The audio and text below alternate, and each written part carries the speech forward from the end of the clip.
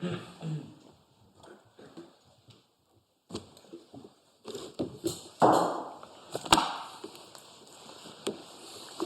hearing in the appeal, Oceanbulk Shipping and Trading SA against TMT Asia Limited. Good morning, my lords. My lords, I was addressing your lordships on the general scope of the without prejudice rule, both as a matter of public policy and also as a matter of contract. Yes. And our submission to your lordships is that from either perspective, the privilege works essentially in the same way. As a matter of public policy, the privilege is designed to allow parties and their lawyers to speak freely, frankly, and openly, cards on the table, as the expression has been made, in the course of their negotiations, without having to worry that anything that they say in those negotiations will be used against them or to their prejudice subsequently. Well, they do have to worry that what they say in the negotiations may result in a contract. They don't have to worry about that, my lord. They hope that they will achieve a contract. Yes, but the contract, once concluded, will prejudice them to the extent that it's prejudicial. No, well, with respect, my lord, the contract which represents the consensus of both parties going into the negotiations, or at least the outcome of those negotiations, clearly represents a new state of affairs. Both parties intend to be able to enforce that contract or have it enforced against them.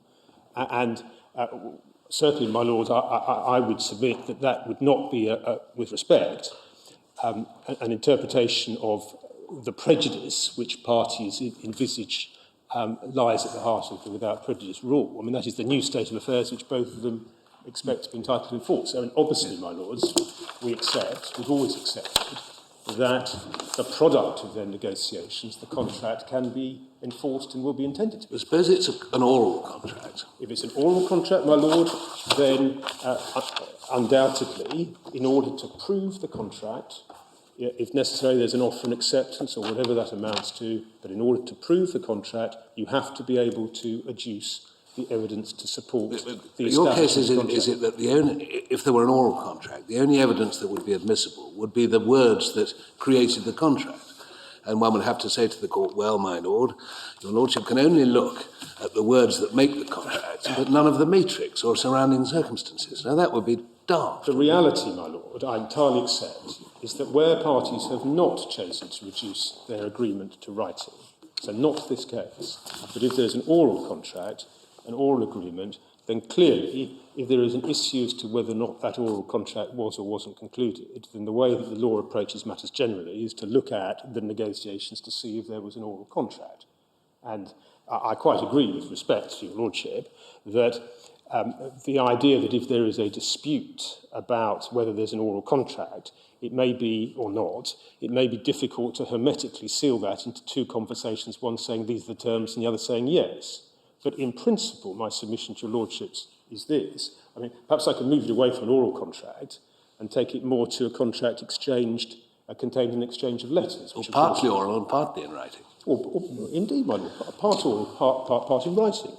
The exception, which I will come to, is intended to allow the parties, exceptionally, because it reflects the interests of justice and it is necessary to give effect to their agreement, to prove the existence of the contract that they have concluded. Now, if it's an oral contract purely, that obviously involves opening up the negotiations to prove that contract. If it's partly oral, partly in writing, you will have the written document. If someone says it doesn't correctly reflect or comprehensively reflect all the terms, then I accept that the law entitles you to prove what the contract actually was. But, my lords, my submission to your lordships, and I'll come on to the exceptions in due course, but my submissions to your lordships is that it is false reasoning with respect to argue from a situation where either there is an oral contract, or there is a part oral, part written contract, or there is a contract contained in an exchange of letters, or where something has gone wrong in the drawing up of the written contract. It is false reasoning to argue from that, we respectfully submit, to say, well, if in those cases you can go into the negotiations for certain purposes to correct the obvious error in a case of rectification, to prove the contract if it's not reduced accurately to writing, where in a case which reflects 9 times out of 10, if not 90 out of 100 times, people take the care, particularly after without prejudice negotiations, which they intend to be kept privileged, they take the care to reduce their agreement to writing. Nothing has gone wrong with the writing. The agreement can be proved, in this case, simply by producing the document. In those cases, my lords, the fact that in different cases where something has gone wrong or something is incomplete, it is necessary to prove the agreement to have regard to some further material, that doesn't demonstrate that in this sort of case, which with respect, unfortunately, is the norm, one needs to open up the floodgates which would follow from the consequences of this argument. My lords, that is my submission to your lordships, that there is a distinction. Why would they be floodgates? They wouldn't be floodgates because they would be the same floodgates as they would be if everything had been the same except the fact that the negotiations were not without prejudice.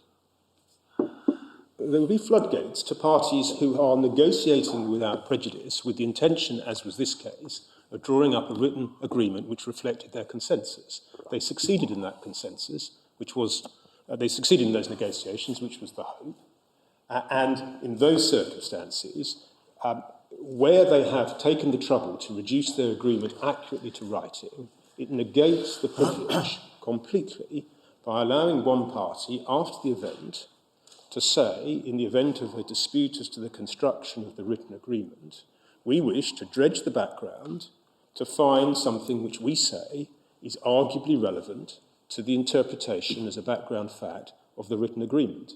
And that when I use the expression floodgates, I use it in the sense that we have a written agreement. That written agreement reflects the expectations of the parties that it will be enforced in accordance with its terms. And there is, that agreement is the product of negotiations which were intended to be kept private, confidential, inadmissible. And if any party, either party, after the event, in a dispute that arises subsequently, can dip into those negotiations for whatever reason, that negates the privilege. Now, that is my submission. Sorry, Mr. Chair. I mean, you talk about taking the trouble to reduce their agreement to writing. I mean, is it possible to, so to speak, isolate a written agreement from all that has gone before? I mean, I was wondering, my Lord, the Chair, Lord Phillips, just yesterday, you might have said this is subject to contract. Could you also write into the contract it shall be impermissible for the parties to refer to anything else? I mean, I don't know. How far can you? You could have, my lord, entire agreement clauses. You can have what? You have entire agreement clauses. Well, why don't you do that? Well, you could have entire agreement clauses. Answering your lordship's question, you could have no parole evidence clauses. You can certainly produce clauses like that. But none of them excludes surrounding circumstances. Well, it depends, my lord, how widely they are drafted. There are clauses, and your lordship may have seen the Bermuda Form clause in the reinsurance contract, which is actually quite wide in terms of what you can and you can't refer to in terms of extrinsic evidence. But to answer my Lord Brown's question, if parties negotiate without prejudice, their intention is that their negotiations will not be used against them. Now, my Lord Phillips made the introductory point to me, well, of course, the contract can be used, in my Lord's words, against them to their prejudice. And I answered my Lord by saying, well, I accept that the contract can be proved. That's the object of the exercise. But where parties negotiate without prejudice, they are agreeing, implicitly if not explicitly, that matters which they utter, which they express, either in words or writing, will not be used against them subsequently. And they don't need to go further. Save to prove that they have entered into a binding agreement. Exactly, my Lord. Could I put this to you? I was surprised when you said this case is the norm. I suggest to you this case is not the norm. The norm will be a settlement agreement concluded by exchange of letters until the parties are ad idem. And the norm will be a situation where the only prejudice that the parties are concerned with is prejudice in relation to the very dispute they're negotiating about should they not reach agreement. Well, my Lords, clearly there are non-commercial contexts, perhaps where... Personal injury cases must be the most common without prejudice negotiations that take place. There are clearly contexts, my Lord, where and I entirely accept this, where agreements will be concluded in an exchange of correspondence. That is clearly the case. Commercial negotiations, particularly where parties are represented with lawyers, may well be cases where the norm is, I would suggest, the reverse, because lawyers endeavour, not always successfully, to reflect the product of negotiations, which will be intense and disputed and so forth in written agreements. Now, there will be both categories of agreement, my lord. But what are all these other extraneous concerns not connected with the immediate dispute, which parties are supposed to have in mind, and which have led to the expansion of the concept of without prejudice beyond its original sphere of the dispute? That's what puzzles me. I mean, I think, I'm not sure whether you were suggesting that was the norm, but how common is it and what are they? And parties, it seems to me, are bound to be focused on the particular dispute. I wonder very much whether they're influenced in deciding to enter into without prejudice discussions by the thought that they might say something which is relevant in some completely different context. Well, I want to go to the lessons which we submit, albeit in a non-contractual context. One learns from Offalu, and I want to go there in a moment. But my answer to your Lordship's question is that there may be cases, I entirely accept, at the extreme end of the spectrum, Woolwich and Kenniston being an example, where there are matters wholly collateral to what is being negotiated in the context of the existing dispute, which subsequently, at a later date, proved to be relevant to another dispute. And then the very acute question arises is whether you can dissect that extraneous collateral fact from the early negotiations. But, my lord, subject to that, when parties negotiate for a settlement of a dispute, particularly in a commercial dispute like the present one, particularly in a commercial dispute like the present one, where the settlement, even if it succeeds in reaching an agreement, quite clearly in the context of this agreement and others, may only be a rather temporary piece, with provisions contemplating, as I showed your Lordships yesterday, that there will be the possibility for further defaults and further enforcement. The idea that somehow in negotiating the settlement, parties can say to themselves, well, as long as the negotiations succeed, it doesn't matter what I say in the course of those negotiations, because in a sense the purpose of the privilege has been satisfied once those negotiations have reached an agreement. I respectfully submit that that is a very unrealistic interpretation of settlement negotiations, and would be a major disincentive to two parties, like the two parties in the present case, to try and negotiate a settlement. They try and negotiate a settlement to buy peace, knowing, quite possibly, that this will be a temporary peace. And if someone thinks to themselves, well, if anything I say in these negotiations is liable to be used against me, if the settlement we enter into breaks down for some reason or other, I have got to be very circumspect indeed about what I say. I have to have lawyers at my shoulder telling me whether I can say this or whether I say this. And as the Unilever case, as specifically approved by the House of Lords at Offalu makes plain, the dissection of conversations in that way is antagonistic to the public policy of encouraging settlements. Are you saying there should be a special principle for cases like this, or do you accept there's just one general set of principles that apply to all without prejudice negotiations?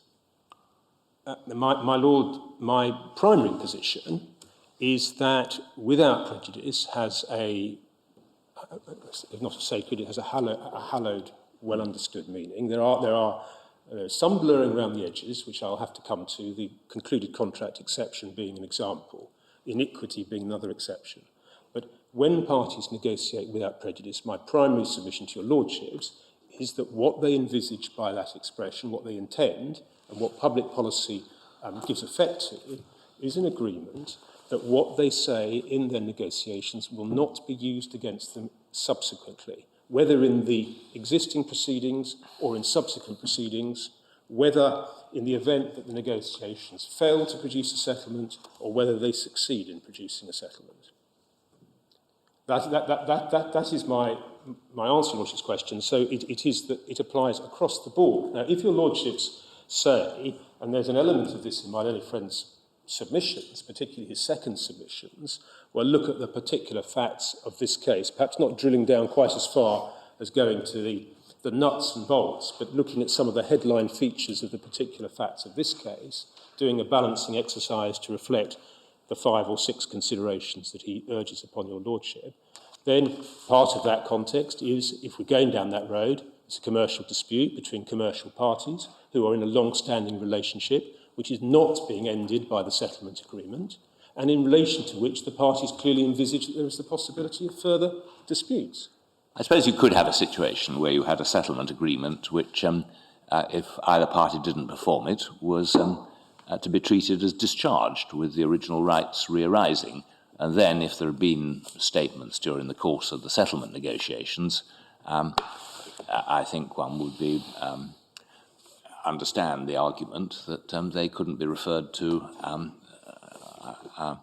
in relation to the revived original issues. So that well, that gives rise to a very odd result, I would respectfully submit, that there is a distinction being, on that basis, being proposed between a settlement agreement which actually, as it were, provides that in the event of breach, the settlement agreement falls away and you go back to your original rights, which were the subject of the original negotiation, and a settlement agreement which provides, as most settlements, not all settlements, but most settlements do, for a new state of affairs, but carry with them provisions providing for their enforcement, which carry with them provisions contemplating that there may be further disputes arising out of that enforcement, and which relate to the self-same contracts, the self-same issues, in this case, the 2008 FFAs, how much should be paid to my clients, what will happen if some of these security provisions aren't provided, and so forth. That would, my Lord, if I may respectfully say so, that distinction, give a major disincentive to people to enter into settlements, save on terms that in the event of a breach, the settlement agreement would fall away and you'd fall back on your original rights. And I would respectfully submit that it can't be in the interests of the law to encourage a view of settlements which requires that to happen. So, my lords... Mr. Chairman, the question here is, unless I understand wrongly, the question really is, if people were about to enter into, without prejudice, negotiations, the question would be, what answer would they give, if asked, whether anything which they say can be used to show the true meaning of any settlement agreement which they may reach. Is that not the issue in this case? That is the issue in this case, my Lord. Drilling down to it, should an exception, the way I would characterise it, my own friend characterises it slightly differently, but should an exception to the without prejudice rule be recognised, either by enlarging an existing one or by creating a new one, to give effect to what has to be suggested to be the presumed intentions of the parties, that in the event of a dispute as to the interpretation of the settlement agreement, they would have envisaged that anything said in the course of the negotiations, which either party might allege to be arguably relevant to interpretation, could be used in a subsequent dispute about the interpretation of the settlement. That's to put it rather tendentiously, though, isn't it? Well, wouldn't they say to themselves, well, what we'd expect once we had the settlement agreement, we'd expect the ordinary rules of the law of contract to apply to it. So, therefore, what would be relevant to the interpretation would be the matrix, including anything. And I suppose there were an underlying assumption, which was too clear to put into the agreement. Wouldn't they say to themselves, well, we'd expect the ordinary law of contract to apply to the contract once it's been arrived at, whether it's an oral contract, partly oral, partly in writing, or wholly in writing. My Lord, obviously, from my perspective, give a different answer to your Lordship's point. Your Lordship says it's tendentious. It's not. It's tendentious because it is the suggestion of dredging about in all the documents. But with respect, Lord, that is the reality. One has to, once one accepts that we're dealing with a general point of principle which is going to apply in any case, in which factual matrix is said to be relevant to the construction of a settlement agreement. Once one gets to that stage, my own friend said to your lordships yesterday, well, factual matrix material is blind. It can work in either direction.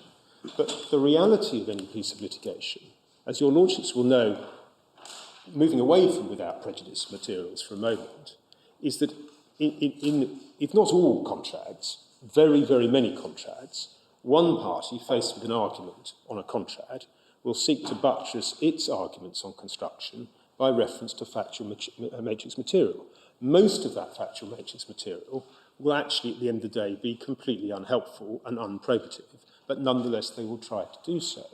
The effect of allowing, without prejudice, factual matrix material into the arena will be that whenever one party to a debate on the construction of a settlement agreement wants to, as it were, improve its position on the language of the contract, it will be entitled to go to the background negotiations. Obviously, if they're contained in two documents, well, there's not much dredging around to do. But if they're contained in unscripted oral meetings, in our case they went on for 2 days, in some cases they go on for longer. But this would be an argument for excluding matrix evidence in any case.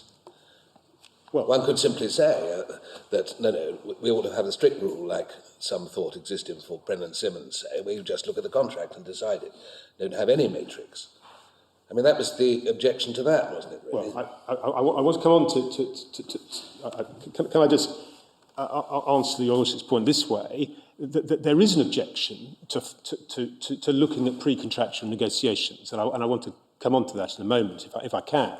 But the additional factor that we have in this case is that not only do we just have, I hope not tendentiously, but threshing around in the undergrowth of negotiations, but your Lordship's may feel that's tendentious. but that is the reality of it, if I may respectfully say so. But the reality of this case is that so much money is involved that the parties will not leave unturned any stone that they can turn in the hope of finding something that will help them, whereas if we were only arguing about £50,000, we wouldn't be here. But there may be, with respect, a lot of truth in that, my Lord, but it does exemplify what is wrong about breaking the privilege in this sort of case, because the difference between the ordinary case, where factual matrix is relied in aid of, if I can use the expression, an open contract, if I can use that expression, not the product of without prejudice negotiations. The difference between that case and this case is that in those cases, the former cases, the open cases, the parties have not agreed to negotiate without prejudice. The parties are not, irrespective of their agreement, engaged in settlement negotiations. And therefore, the floodgates, the undergrowth, whatever non-tendentious expression one likes, may well be the price that the court pays to give effect to background fact, but one is not breaching the privilege. Well, I mean, you've got the startings of an argument there for distinguishing perhaps between without prejudice situations and ordinary commercial situations, because the essence of a without prejudice agreement is that it is intended to put a blunt full stop. So I suppose you can argue that that's an argument in favour of pretty blunt rules, but the trouble is that English law allows the background to be looked at, even in this context, in other respects, rectification, misrepresentation, and so on. All those are, I'm afraid, can be used as tools, actually, by lawyers to unlock the box of negotiations as well. Well,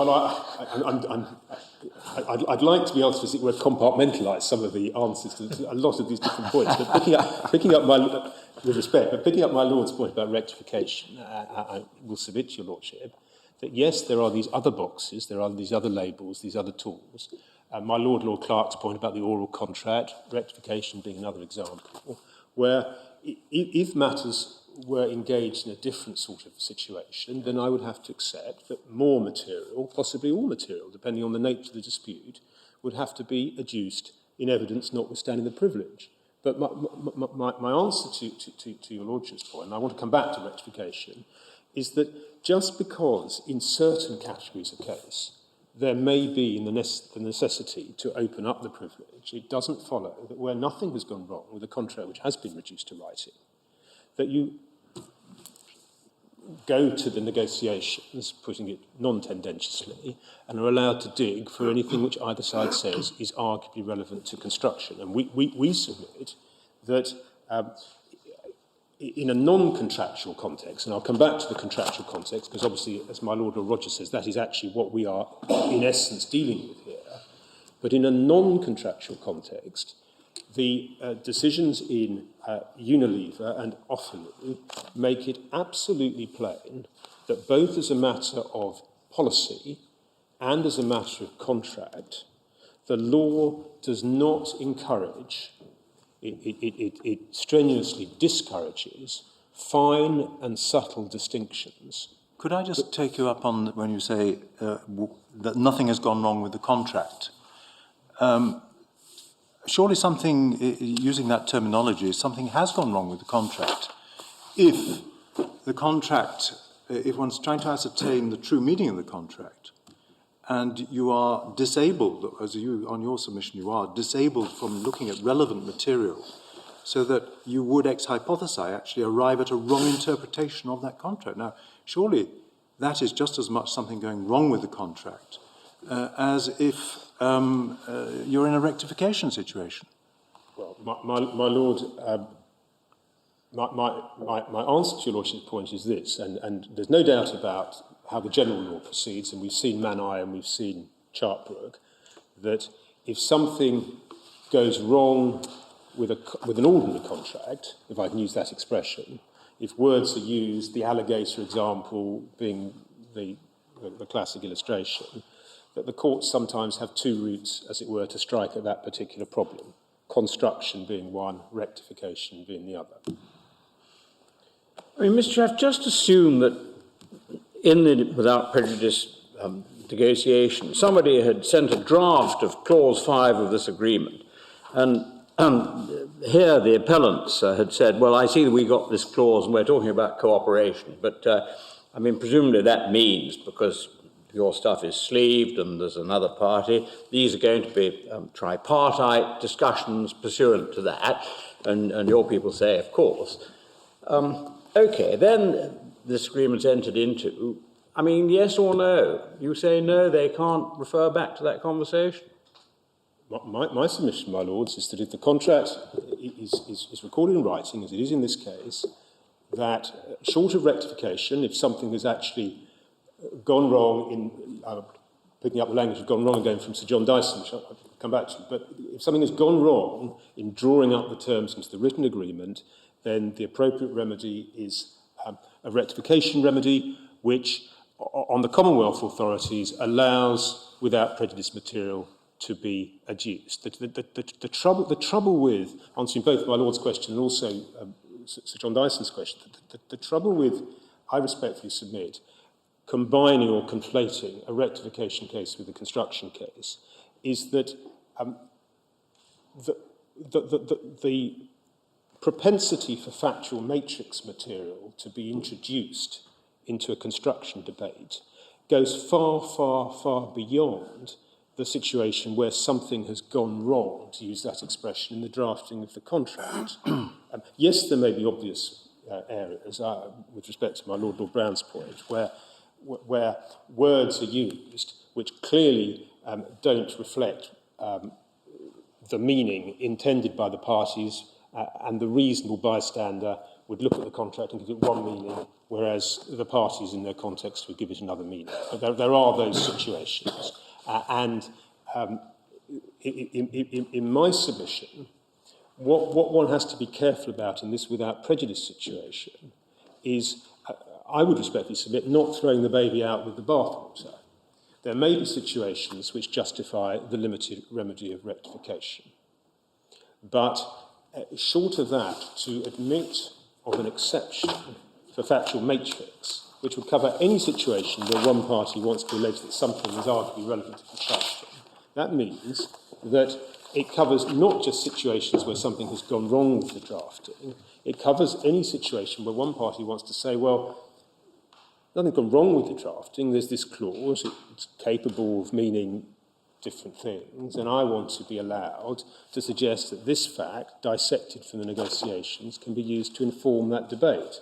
And I would respect say that that is not the same as a situation where an agreement has been drawn up in writing in terms which both parties intended it to reflect. It reflects both parties' consensus. We're not into the territory, I would respectfully submit, of something having gone wrong. There's no suggestion of rectification in this case. Clause 5 has been drafted in exactly the terms which it is said were to be drafted. If the result that the court reaches when interpreting the contract differs because the negotiations were without prejudice from the result that the court would reach had the negotiations not been without prejudice, something has gone wrong somewhere. Well, can I answer your Lordship's point in this way? And perhaps I could answer it by reference to an ordinary contract which is not without prejudice. If one goes to Chartbrook, which your Lordships, I'm sure, have seen in other contexts, Lord Hoffman considered the arguments in favour of altering the Prentice-Simmons rule. Your Lordships will be familiar with this. And he considered Lord Nichols' arguments, very forcibly made, that it was permissible to allow evidence of pre-contractual negotiations to be admitted in evidence. My Lord Chartbrook, it is in volume 1 of the authorities, and it is I think it is at 9 from memory. What Lord Hoffman's analysis in his speech demonstrated, I'm answering my Lord Phillips' question by reference to this case. Lord Hoffman analysed the argument the rule should be relaxed from paragraph 27 onwards, page 1115 of the report. And in paragraph 32 and 33, your Lordships may be very well familiar with these paragraphs, in which case it may be superfluous for me to go there. But if I can just summarise what he is saying here before one goes to the text, Lord Hoffman acknowledged that the reason why previous pre-contractual negotiations generally were inadmissible could not be justified, as it were, simply on the basis that to admit them would be inconsistent with the objective theory of contractual interpretation. He recognised, echoing what Lord Nichols had said in his learned article, he recognised that there were cases where the reasonable man, looking at the pre-contractual negotiations, would say to himself, well, there is something in those negotiations which, as it were, evidences what they meant by the words that they finally chose to use. And in Lord Hoffman's graphic language, he said, amongst the dirt of aspirations and proposals and counter-proposals, there might gleam the nugget of gold, or what is thought to be a nugget of gold. And what Lord Hoffman says in this part of his speech is that the reason why pre-contractual negotiations generally are inadmissible is because, not because they might not inform the reasonable man as to what the contract means, but because, as he says in paragraph 41 of his speech, the rule is justified in the more general interest of economy and predictability. That's right at the bottom. Paragraph 34, he says pragmatic grounds. Pragmatic grounds as well, my Lord, yes. But in paragraph 41, he says the justification is in the more general interest of economy and predictability. And as he says at the top of the next page, still in paragraph 41, there are safety nets, rectification, estoppel by convention. You can avoid surprises by carefully reading documents. And what he says then at letter B is that the practical advantages are not outweighed by the advantages of doing more precise justice in exceptional cases. Now, the reason why I show your Lordships that, and I'm answering my Lord Phillips' point to me, is that there will be cases in which the objective interpretation of contracts, by reference to the reasonable man, will say to themselves, well, actually, the words that on their face mean this, Whereas I've been privy, notionally, hypothetically, to this negotiation, and I can see actually that the parties meant something else.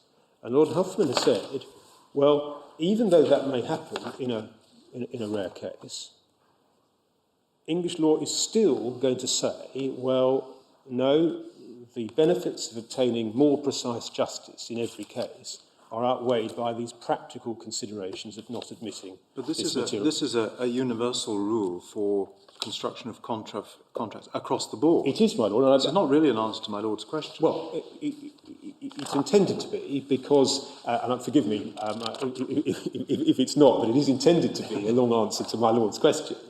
Because what my Lord Phillips was putting to me was something has gone wrong if the law shuts its eyes to material which emerges in the course of without prejudice negotiations, which would inform the meaning of the contract. Now, I'm inelegantly paraphrasing my Lord's point to me. Now, I entirely accept that this is not a case on privilege, but what I'm submitting to your Lordships is that in the general law of admissibility, Chartbrook admissibility, Brennan-Simmons admissibility, the law already says, by reference to pre-contractual negotiations generally, well, there is a price. It's the denial of the sort of precise justice that my Lord Phillips had in mind when he put the question to me, but it's a price worth paying. Now, picking up the present theme, we are in a without prejudice context.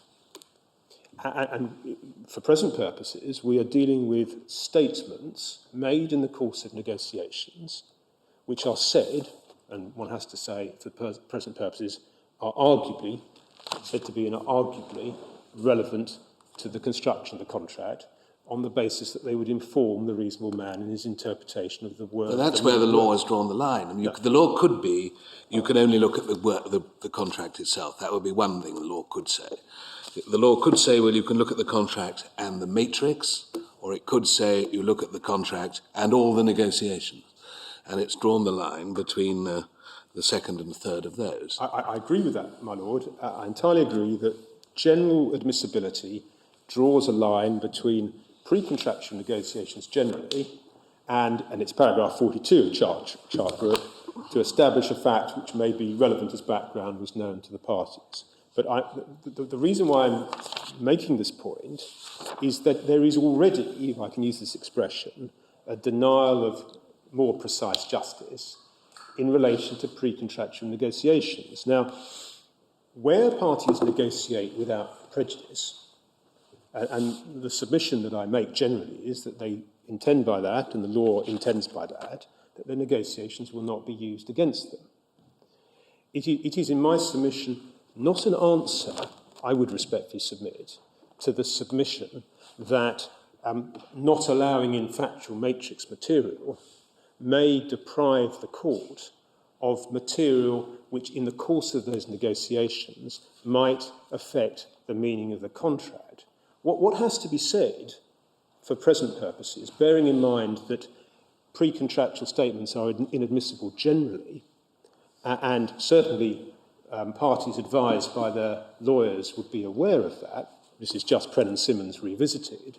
But what has to be said for present purposes is that although generally statements made in the course of without prejudice negotiations are inadmissible, the parties intend that it is permissible to dissect their statements, and if within them it can be said that there is a statement of independent fact, such as would pass the Chartbrook test, cross that line between negotiations and independent fact, the parties intended and were prepared for either party, if a dispute arose in the future, to be able to dip into the negotiations and draw them out. So going back to... It's all tendentious. Dissect, dip into.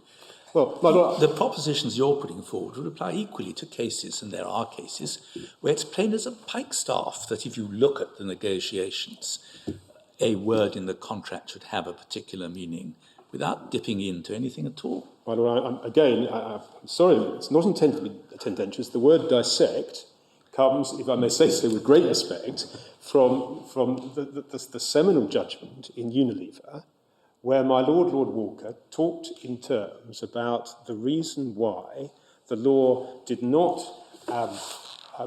encourage this narrow view of the privilege to be confined to admissions, but on the contrary, regarded it as axiomatic, the considerations of practicality and also the underlying rationale of the law, which meant that parties should be able to talk freely, meant that one shouldn't dissect conversations and, as it were, pull out independent facts from the wealth of the negotiations. Now, my Lord, I was going to go to Offaly, but actually, my Lord, if I may, just before I leave Chartwork, I just take you back to 38. I'm trying to avoid jumping around too much, but paragraph 38 of Lord Hoffman's speech there gives some of the practical reasons why the law takes the general stance that it does in favour of excluding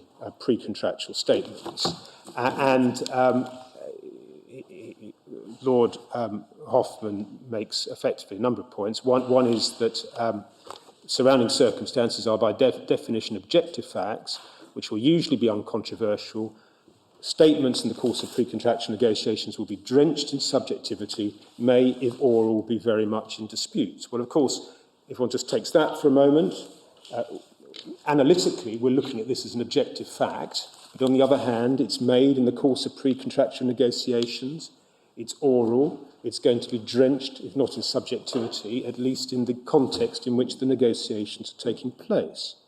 He then goes on to say, well, the imprecision, this is letter D, the imprecision of the line between negotiations and provisional agreement is the very reason why in every case of dispute over interpretation, one or other of the parties is likely to require a court or arbitrator to take the course of negotiations into account. He gives the statutory example. Again, that is likely to apply in this case. And then finally, he also makes the point that Pepper and Hart has encouraged ministers and others to make statements in the hope of influencing the construction which the courts will give to a statute, and it is possible that negotiating parties will be encouraged to improve the bundle of correspondence with similar statements. And again, where we are going to end up in a case of this kind, if factual matrix material is allowed in as an inroad into the privilege, is not merely that parties are going to have to be advised to be extremely careful indeed in what they say. They're going to have to be told by their lawyers, well, if you make a statement which might in some way be characterised as an independent fact that may be used against you, I would suggest perhaps that you make a hypothetical statement or a conditional statement, or don't make any statements of fact at all. These are the sort of considerations that lawyers are going to have to advise their clients of. Equally, the sophisticated are going to be able to look at the uninitiated and try and extract from the uninitiated statements of fact which may be used against them. And this is the sort of, Your Lordship, no doubt... I think this is a bit artificial in this case, at least. There's no sign of any lawyers involved, or am I wrong? No, there are lawyers on both sides. There were. When this agreement was drafted. Absolutely, my Lord. Without prejudice negotiation was started by lawyers, and the two-day meeting was attended by lawyers. And indeed, if this evidence is allowed in, there will be evidence from the lawyers as to what was discussed at these meetings. And as I said to your Lordships yesterday, the statement on the defendant's side already goes further, inevitably, because it's impossible to confine things, but already goes further, and we say impermissibly, even if we lose this appeal, into areas beyond that which are pleaded. But, my Lord, the point I wanted to make by reference to dissection is, in a sense, the very point which the House of Lords made in Offaly. And if I could just ask your Lordships to go to Volume 2 of the Authorities, which is at tab 28, and I will try and take this shortly because I am conscious that this is not a contractual case, and everything I say on that is not intended to detract from that. But, my Lords, it is important to note with Offaly that Mrs. Offaly lost her property. She lost this case, and she lost this case notwithstanding a very strong dissent from Lord Scott, and the facts in Offaly, just so your lordships have them, was that at the time of the settlement negotiations, which were unsuccessful, there was an existing action in which it was common ground on the face of the pleadings that Mrs. Offaly and her father, I think, owned the property. The ownership of the Offalys in the property wasn't just a background fact in the negotiations. It was the admitted common ground which formed the basis upon which the action was being conducted, and it formed the premise of the without prejudice offer to buy the property. And so the question was, for limitation purposes, could an offer to buy which was implicitly predicated on that common ground that the Offalys owed the property be regarded as an acknowledgement admissible in the face of the without prejudice rule? And my lords, in the dissent of Lord Scott, there are observations which, if I may say so, are quite close to the bone, albeit in a non-contractual context, but quite close to the bone to some of the submissions being made by TMT in this case. So if your lordships go to paragraph 22, at the bottom of 1002, and I'll try and keep the citation short, your lordships will see, this is in Lord Scott's dissent, right at the bottom of 22, he refers to Whiffin and Houghton, and he says, the last line, it was the common ground on the basis of which the Offalys' pleaded claim to possession were made.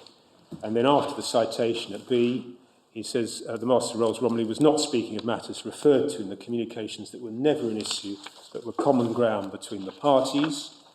He then refers to Houghton, and then at line D to E, he says, how can protection of common ground facts and matters on the basis of which compromise negotiations are being conducted be seriously thought to be necessary for the encouragement of such negotiations? And he makes the similar point in paragraph 24, in paragraph 26, and again in paragraph 34, which I think was the paragraph my learned friend may have referred your lordships to. In paragraph 34, 1007, exactly the same point at E. The fact was not only a fact not in dispute in the proceedings sought to be settled, but was the common ground basis on which each side had pleaded its case. How can it sensibly be argued that the possibility of admission into evidence in future litigation that neither party could have had in mind, of letters recording the acknowledgement of common ground facts, could act as an inhibitory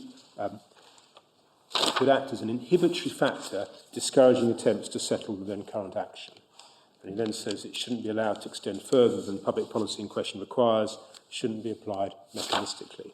My lords, this was the dissent, and by a majority of 4 to 1, the House of Lords held that, and again, I use the word dissect because of the speech in Unilever, which I'll come to in a moment. One can't, as it were, dissect what in that case was a letter. It wasn't a 2-day unscripted meeting or anything of that nature, and try and, as it were, pull out of that a statement of independent fact or an acknowledgement capable of satisfying the limitation rule. And the rationale is given in a number of passages. I'll take it very quickly, if I may, because I'm sure your lordships have seen this. Lord Hope's speech at paragraph 12, page 999, where Lord Hope says, I think that the public policy basis for not allowing anything said in the letter to be used later to her prejudice provides Miss Bosslet with all she needs to defeat the argument that the implied admission that it contains can be used as an acknowledgement against her in these proceedings. The essence of it lies in the nature of the protection that is given to parties when they're attempting to negotiate a compromise. It's the ability to speak freely that indicates where the limits of the rule should lie. Far from being mechanistic, the rule is generous in its application. It recognises that unseen dangers may lurk behind things said or written during this period, and it removes the inhibiting effect that this may have in the interests of promoting attempts to achieve a settlement. It's not to be defeated by other considerations of public policy which may emerge later, such as those suggested in this case. And of course, in this case, what happens after the event is that a time bar comes down, there's an attempt to rely on the letter as evidence of something which was not in issue at the earlier stage, in proceedings which were not contemplated at the time, and that later consideration was not regarded as sufficient to trump the privilege. Again, just a few more citations. If you just go to my Lord Rogers' speech at 39 on page 1008. In paragraph 38, my Lord had been referring to the independent fact exception, if that's the right word, and in 39, your Lordship said, undoubtedly it would be possible to carve out an exception along these lines. The question is whether creating such an exception would be consistent with the overall policy behind the rule. Pretty clearly, Lord Griffiths thought not. Reference there to the exceptional case of Woolwich, which shouldn't be allowed to whittle down the protection given to the parties to speak freely, etc. And then over the page, your Lordship said at A, in my view, there must indeed be a significant danger that allowing in evidence of admissions of independent facts would undermine the effectiveness of the rule as an encouragement to parties to speak freely when negotiating a compromise of their dispute. As was said many years ago, and this is then a quote from John Tracy's article, if the proper basis of the rule is privilege, is there any logical theory under which the court can, by methods akin to chemistry, analyse a compromise conversation so as to precipitate one element of it as an offer of settlement and the other as an independent statement of fact? Would not the layman entering into a compromise negotiation be shocked if he were informed that certain sentences of his conversation could be used against him, other sentences could not? And then at 43, over the page, 1010, my Lord Roger acknowledged, despite the difficulties, I'd be prepared to assume that the law could make the distinction favoured by Lord Hoffman, that is the admission distinction, but should it do so, his argument that it should really depended on his view that the main purpose of the privilege is to prevent the use of anything said in negotiations of anything expressly or impliedly admitted. While that may well be the commonest application of the rule in practice, its rationale appears to be wider. It is that parties and their representatives who are trying to settle a dispute should be able to negotiate openly without having to worry that what they say may be used against them subsequently, whether in their current dispute or in some different situation. And then there is the citation from my Lord Walker in Unilever, and again, if I may be forgiven for saying so in the light of, may I just remind your Lordships of that. It's the words used against them subsequently, which cause a bit of a problem in my mind, because if you assume that the parties have impliedly, whenever they enter into a written settlement agreement, agreed that neither they nor the court would look at anything except the words, then I can see that that is what you imply, a reference to any background fact is inadmissible, and it would be seeking, if you did seek to refer, to use it to do something against what the parties agreed. But if you assume that the settlement contract is like any other contract and is made in its matrix, and that the normal assumption of the parties making it is that goes without saying, that's part of the foundation, even if it's not stated, that fact, then you're not using it against them, you're using it actually to promote what they want.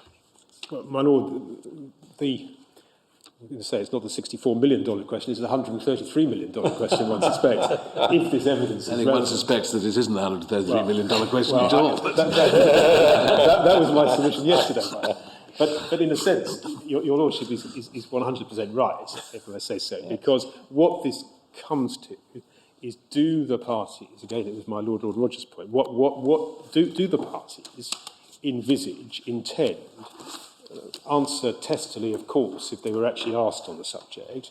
Well, in the event that there is any dispute about the interpretation of the written contract, of course, either of us can have resort to the background material to produce evidence of a background fact which either of us say may be relevant to construction. I hope that was slightly less tendentious. Well, I think that's an extremely tendentious way of putting it as well. That is the question is whether or not what would otherwise be part of the matrix could be used to construe the contract in this particular case. But the practical consequence of that, and if it's being spelt out, my lord, I would respectfully submit that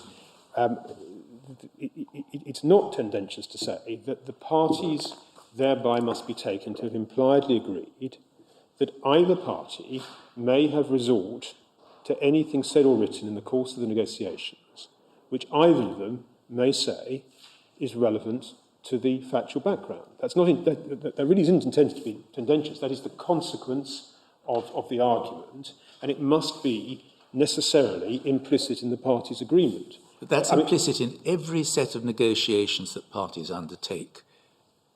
And you're saying that because the negotiations are without prejudice, you apply a different approach or a different principle just because it's without prejudice.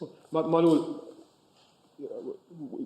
with respect, by framing the question to me in words which say just without prejudice, there is, if I may respectfully say so, a danger that your lordship is, as it were, drawing the privilege too narrowly before I get to my feet notionally. But I respectfully submit that the starting point for without prejudice privilege is that, as has been said in the cases, that parties are agreeing, and the law respects this agreement, parties are agreeing that anything they say will not be used against them subsequently, subject to certain exceptions. And the question, of course, is what are the exceptions? I mean, that of course, is I accept, built into this.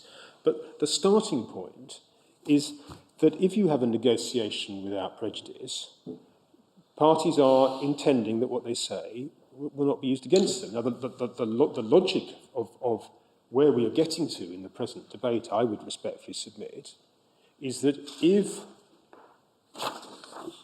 on Sharpbrook, Prenen Simmons principles, previous negotiations are inadmissible anyway, then the reality is that adding without prejudice to your negotiations runs the risk that it doesn't actually add anything at all in the present context that we're talking about. Now, of course, we're talking about a dispute about a settlement which has been concluded, and therefore that might, one surmises, lead on to the third submission of my learned friend, where he says, well, the privilege doesn't survive this post-settlement situation at all. But, and I want to address that, because we say that's wrong, but that is the logic of where this argument is actually heading, I would respectfully submit.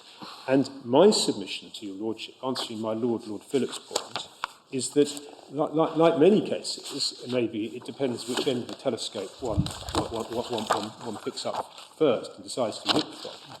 But the Court of Appeal's approach, which is criticised by my learned friends in their case, in paragraph 12, is to start from the without prejudice privilege and ask the question, well, are exceptions to it justified on the particular situation which we're talking about here, which is factual matrix? And we would respectfully submit that it's not right to approach the privilege simply by saying, well, the parties are to be taken to have agreed that anything relevant, and I would put in parenthesis, otherwise admissible, to the construction of their agreement could be adduced in evidence subsequently in the event that a dispute breaks out after the event. Because that is tantamount to saying, well, you can't talk freely, you can't talk openly, if you are concerned that what may be said may be used against you. I mean, I think, doesn't it really come to saying that the sort of Sharpbrook or Prenen Simmons approach, you have to adjust it in regard to concluded settlement agreements reached after without prejudice negotiations. And you have to take a stricter line against admission of prior material than you would do in an ordinary contractual context. I entirely agree with that, my Lord, with respect. I am submitting to your lordships that in a without prejudice situation, the ordinary rules of admissibility do not apply, just as the ordinary rules of limitation. Sorry, I'm going to put that again, because I know immediately what my learned friend will say in reply on that formulation. He will say you are asking for different principles to be applied in relation to the construction of a contract. What I am submitting to your lordships in answer to my lord's question is that although the same principles of construction apply, just as the same principles of limitation apply in Offaly, the class of material available to prove those principles is more limited because of the without prejudice privilege. So it is not my submission that my learned friends are precluded from relying on evidence of background fact to construe the contract, provided that that evidence is open material. Witness those first two paragraphs in the pleading. That is, so they can make exactly the same submissions. This isn't a discretionary point or a balancing point on the facts of this case. This is a general point. The principles of construction are identical. They can rely on paragraph 42 of Chartbrook, but what they can't do, unless you're going to carve out a new exception for factual matrix material, is to have resort to without prejudice material to evidence their case. Now, if there was an open negotiation, there wouldn't be any without prejudice material at all. That's the point. One says, well, why are you better off somehow with a without prejudice negotiation than you are with an open negotiation? The reality is, and it's actually the point which is made right at the end of Tracy's article, which was cited by my Lord Roger. For your lordship's note, the Tracy article is at tab 57. And right at the end of that article, I'm not asking your lordship to go to it, but right at the end of the article, Tracy, having come to the conclusion that one shouldn't draw this distinction between independent facts and anything else, says, well, isn't there a danger then that the court's going to deny itself justice in a particular case? And Tracy says, well, the only reason you've got this material is because the parties were negotiating without prejudice. Unjust enrichment. Unjust enrichment, which is the expression he uses. Now, that whether that is the right label or not doesn't matter for present purposes, but it does demonstrate, my lords, in my submission, that this is not a case where we are seeking some different legal principle to be applied, just as in Offaly and Bossert, no one was saying that different principles of interpretation to the limitation statute should apply, just as in Unilever, the statutory tort under Section 70 of the Patents Act, the principles were the same, but because the threat had only arisen, or the alleged threat, had only arisen in without prejudice negotiations, it couldn't be evidenced. Now, my lords, I don't know if your lordship still have Offaly open at tab 28, but just some further very short citations. There's, in my Lord Walker's speech at 57, a passage which is echoed by other members of the House as a matter of principle. I would not restrict the without prejudice rule unless justice clearly demands it. And your lordship made the point that the rules developed vigorously, more vigorously probable than in some other common law jurisdictions. And you refer to Walker and Wiltshire and so forth. And then if I go finally to Lord Newberg's speech, your lordships will see paragraph 89 on page 1021. Paragraph 89. And the submissions which Lord Newberg sets out at 88 are quite important in a sense. The submissions in that case, why the acknowledgement could be invoked, because the admission of title did not go to any issue in the early proceedings. Indeed, the title was not merely disputed, it was specifically admitted in the defence. Secondly, the admission of title is sought to be invoked as a fact rather than for the truth of its contents. Sorry, which paragraph? Forgive me, my lord, sorry. Paragraph 88. Forgive me, my lord. Page 1021. Yes. The submissions being made for admissibility in 88 were first, the admission of title didn't go to any issue in the earlier proceedings. Secondly, the admission of title was sought to be invoked as a fact rather than for the truth of its contents. Thirdly, acknowledgement satisfies the requirements as an exception to the normal rule. Fourthly, the conduct overrode the rule. And then in 89, Lord Newberger said this: before considering these arguments, it is worth quoting a passage from Lord Justice Robert Walker's invaluable judgment in the Unilever case, which in my opinion makes a point which should always be borne in mind by any judge considering a contention that a statement made in without prejudice negotiations should be exempted from the rule. And then there's the passage that we've seen before. This approach, says Lord Neuberger, is entirely consistent with the approach of your Lordship's house in Rush and Tompkins and with that of the courts of the 19th century, including Wiltshire. And then over at 91, on page 1022, Lord Neuberger says that at line B, quite apart from this, it appears to me that save perhaps where it is wholly unconnected with the issues between the parties to the proceedings, a statement in without prejudice negotiation should not be admissible in evidence other than in exceptional circumstances such as those mentioned in the Unilever case. And he goes on to deal with the facts, refers again to my Lord Walker's paragraph, and says it would be an unfortunate precedent and so forth. And then over the page, 1023, paragraph 95, just two more citations. 1023, paragraph 95, dealing with the argument that the offer was relied on as such and not for the truth of what was said. Lord Neuberger said, despite the very great respect I have for any view expressed by Lord Hoffman and the intellectual attraction of the distinction which he draws, I'm inclined to think it's a distinction which is too subtle to apply in practice. I consider that its application would often risk falling foul of the problem identified by Lord Justice Robert Walker in the passage quoted above. In any event, he says the observation appears to be limited to the public policy reason for the rule and says nothing about the contractual reason which plainly applies. And then at 98, finally, Lord Neuberger says he's read Lord Scott's dissent. He entirely agrees with my Lord Roger, whose opinion he's read, that it's open to your lordships to create further exceptions to the rule. However, I also agree with him and indeed with Lord Hope and Lord Walker that it would be inappropriate to do so for reasons of legal and practical certainty. And it would run counter to the thrust of Rush and Tompkins, would severely risk hampering the freedom parties should feel when entering into settlement negotiations.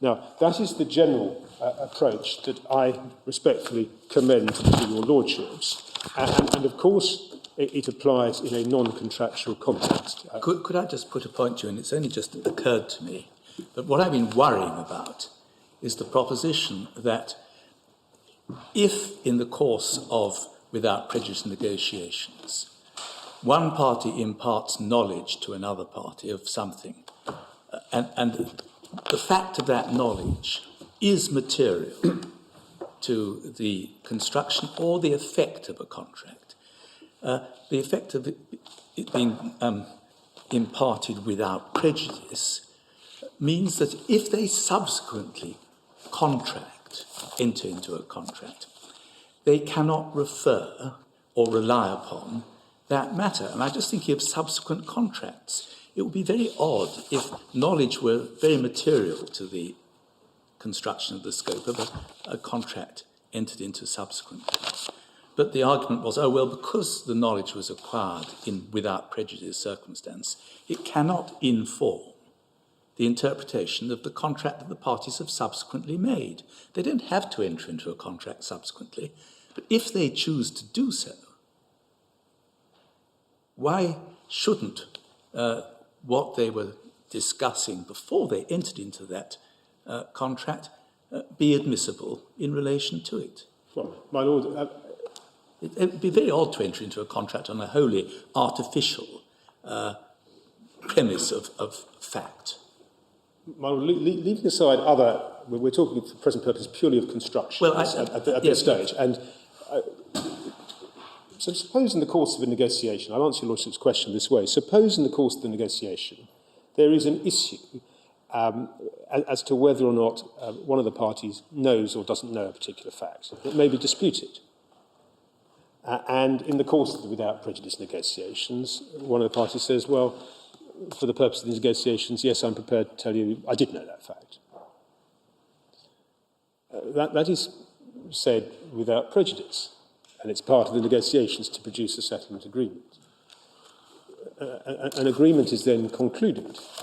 It is to be construed in accordance with its terms. Now, leaving aside other aspects of the relief that might be available in terms of rectification, rescission, if there's fraud involved, leaving all those sort of points to one side, assuming there's not, as it were, an abuse of the privileged occasion or anything of that nature, my submission to your Lordships is that what is said without prejudice in the context of negotiations is not admissible to inform the construction of the contract insofar as it has been reduced to writing, and that agreement is intended to reflect the terms of the bargain. Because otherwise, where does one draw the line, rhetorically, if not tendentiously, between anything that is said which might be thought to be relevant to construction? I mean, I can well understand, my lords,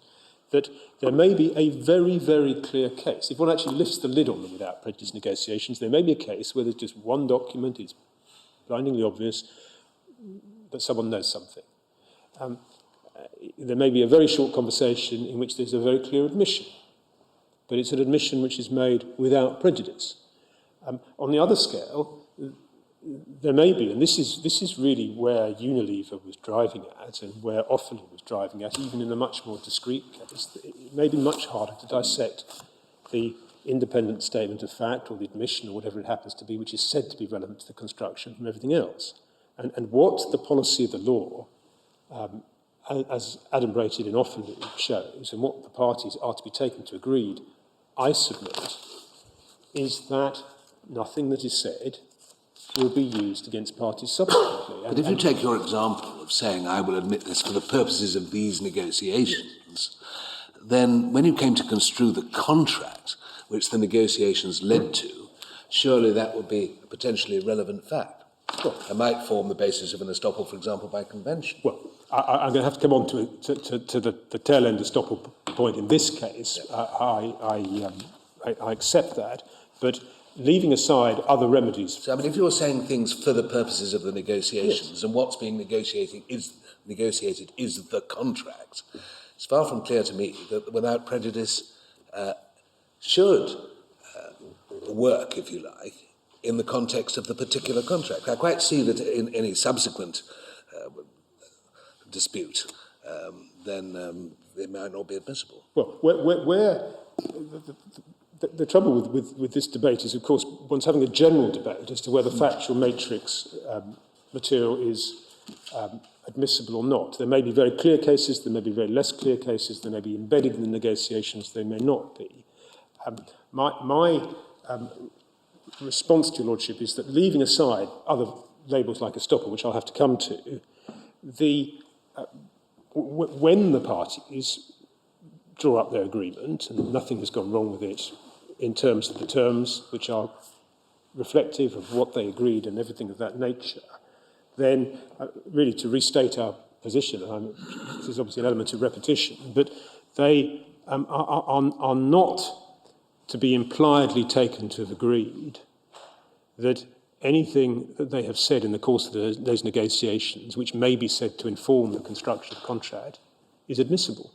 Because, that, as I said to your lordships, that means effectively everything is admissible, notwithstanding the label of without prejudice. Now, there will be some very clear cases. My Lord Phillips puts to me a very explicit case. There will be some very obscure cases. But this is the first case. Your lordships, I'm sure, by now may have appreciated this from the respective cases. My own friend didn't really go through them yesterday, but this is the first case ever in which it's been suggested, so far as one can see, that factual matrix material derived from without prejudice negotiations is admissible as an aid to interpretation. I can come back to that if necessary when I get to some. There's a Canadian textbook, Sapinka, which uses the word interpretation. I may have to come to that, but it's not supported by any of the authorities which are referenced there, and in fact that is clearly directed towards proving the existence of the contract. So this is the first case. Now, that in itself, I would suggest, is quite revealing, because it shows, I would respectfully submit, that no one's actually tried to breach the privilege in a case of this type before, but it perhaps also demonstrates that the sort of very, very precise subclass of material that we are looking at in the context of this present argument, that is to say, material which passes the Brennan-Simmons Chartbrook gateway, and is also not available from any open material. So it can only be derived, this alleged background fact, from the without prejudice negotiations. And, of course, it is important and relevant to the construction of contracts. The fact there's never been a previous instance of this sort of issue coming before the courts rather demonstrates, we would submit, that the interests of justice do not demand, let alone clearly demand, the creation of an exception in this sort of situation. It's the first time probably that someone's objected to the introduction of such evidence as well. I would respectfully submit to your lordships. My lord, obviously that point's been made, but I would respectfully submit to your lordships, bearing in mind that I know my own friend says again that factual matrix material is blind, but it's always adduced by one party rather than the other because it's thought to favour their construction. The history of without prejudice cases and the way in which, for example, the debates in Unilever about the tort, in Tomlin about the existence of the contract, the history of case law would, I would submit, make it much more likely that the reason why this point has never surfaced is because no one's ever tried it before. Because if someone tried to adduce factual matrix material derived from without prejudice negotiations, the party who didn't like that material would, I would respectfully submit, be bound to at least argue, and based on precedent, I would say with some justification, that the rule is wide enough to exempt factual matrix material from admissibility. How often has factual matrix material been raised on the basis of what was said in negotiations anyway in contract? Usually the factual matrix material is established fact.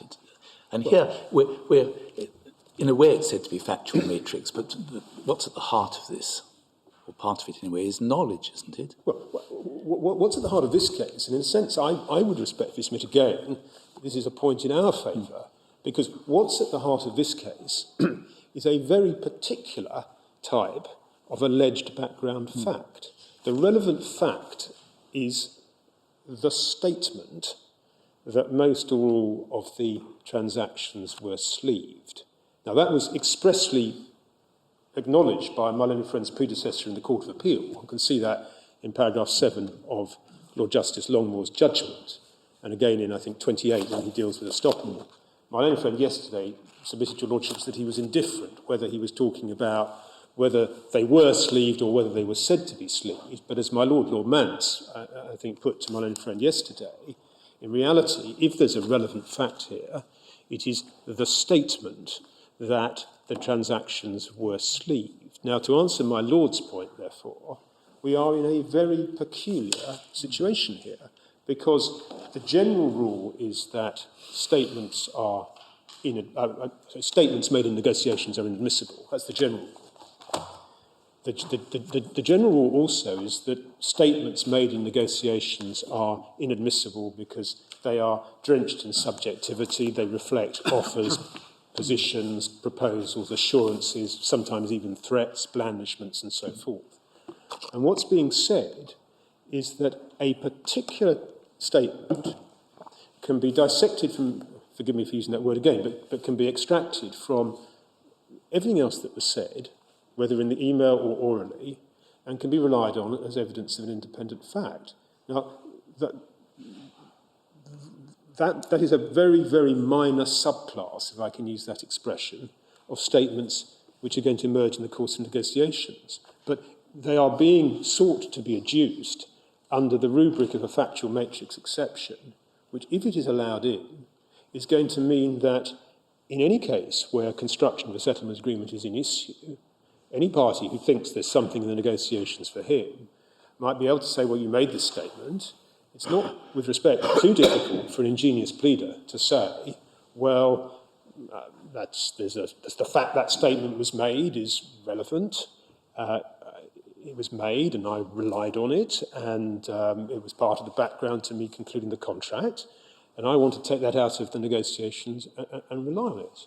And what your lordships have to balance, because we are into, in my submission, the balancing exercise and the justification of creating an exception here, what your lordships have to balance is the deterring of the settlement rationale and the frustrating of the implied agreement not to allow matters to be used against one by saying, well, if this exception is created, you've got to be very careful what you say. You're inevitably going to have a lawyer at your shoulder. The line between a statement which is admissible as an independent fact and one which is not is at best very fine, and in fact we would say is in certain circumstances almost impossible to draw. You're going to have to frame your statements hypothetically, all those sorts of issues. So one's got to factor in those considerations on the one hand, and on the other hand, one's got to ask, is it really in the interests of justice to create or recognise an enlarged exception for anything said to be relevant to background fact? And in my submission, and I'm trying not to be either tendentious or alarmist, when one looks at that and asks, well, why is it that Mrs. Offalu was not allowed to drill down and take the admitted common ground out of the acknowledgement in that case and prove that she wasn't time-barred, but either commercial men or non-commercial men, picking up your Lordship's point to me earlier, are allowed to say, well, out of the course of negotiations, they're allowed to take anything which either of them says is relevant to construction. One's got to be able to articulate why Mrs. Offalu lost, and on this hypothesis TMT won. And one's got to be able to articulate that in circumstances where the methodology that is being sought to be applied by TMT in this case is precisely the methodology which was deprecated in Offalu and Unilever.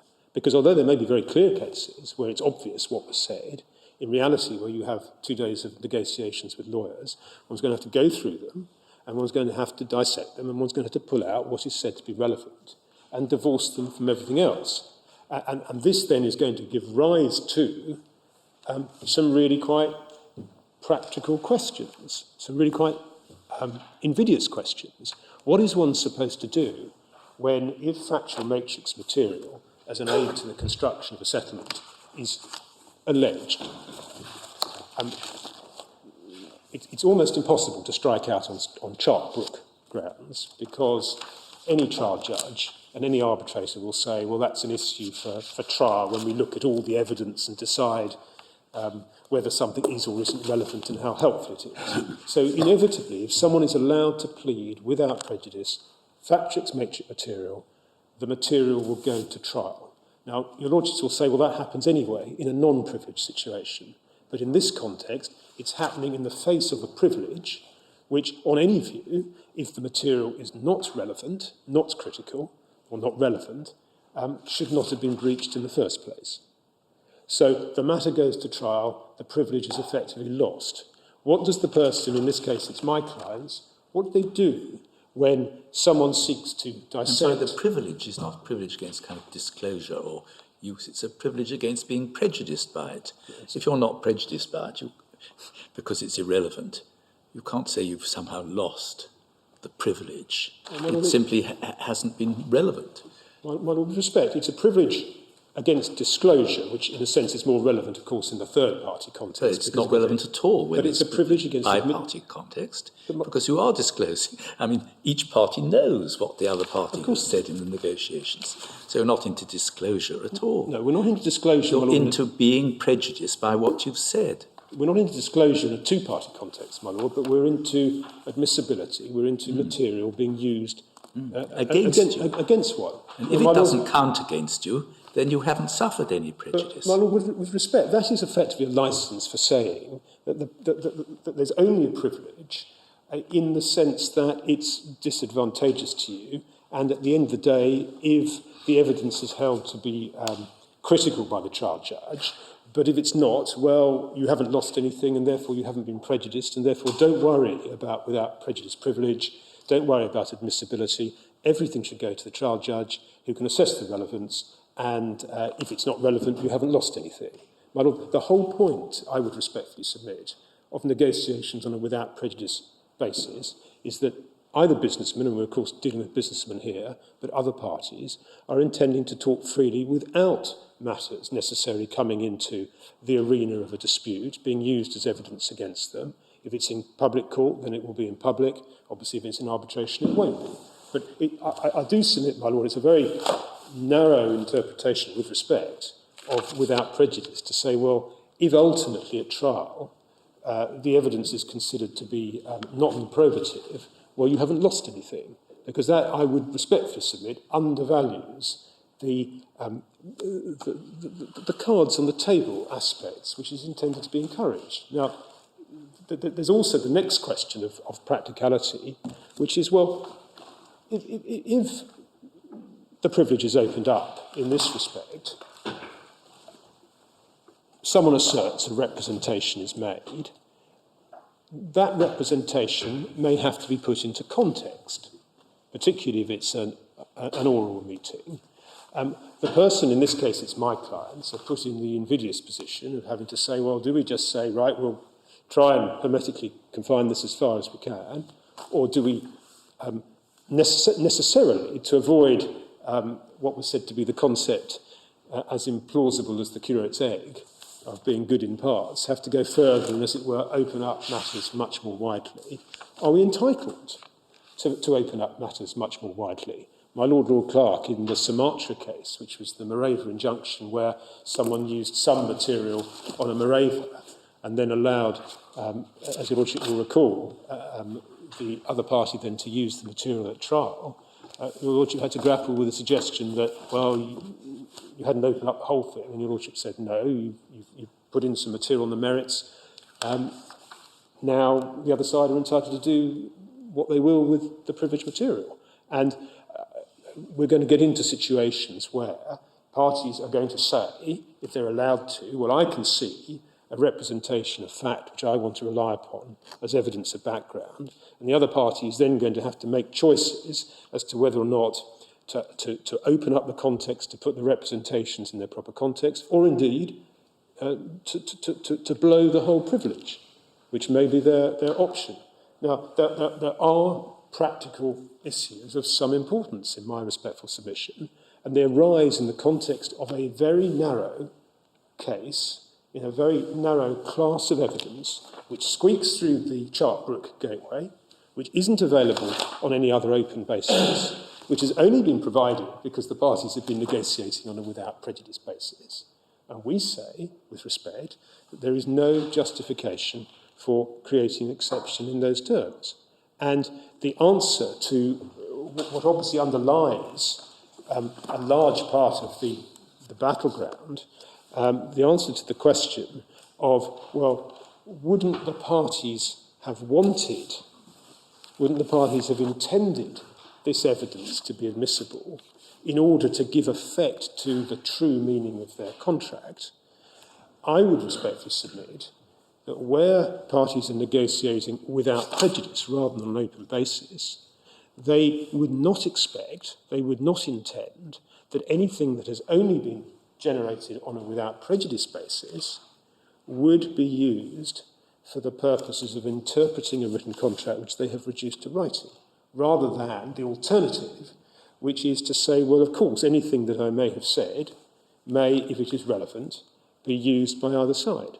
I think you've come full circle to I've the come question full circle, I put to you yesterday afternoon, which is, aren't you really saying that in this situation you've got an agreement that, A, the negotiations are subject to contract, and B, that you can't refer to anything other than the contract? That's really what your submissions seem to me to be amounting to. I didn't answer your Lordship's point very well. I'm sorry, yesterday, but subject to contract, in a sense, is a formulation which is defeasible when the contract is concluded, in one sense.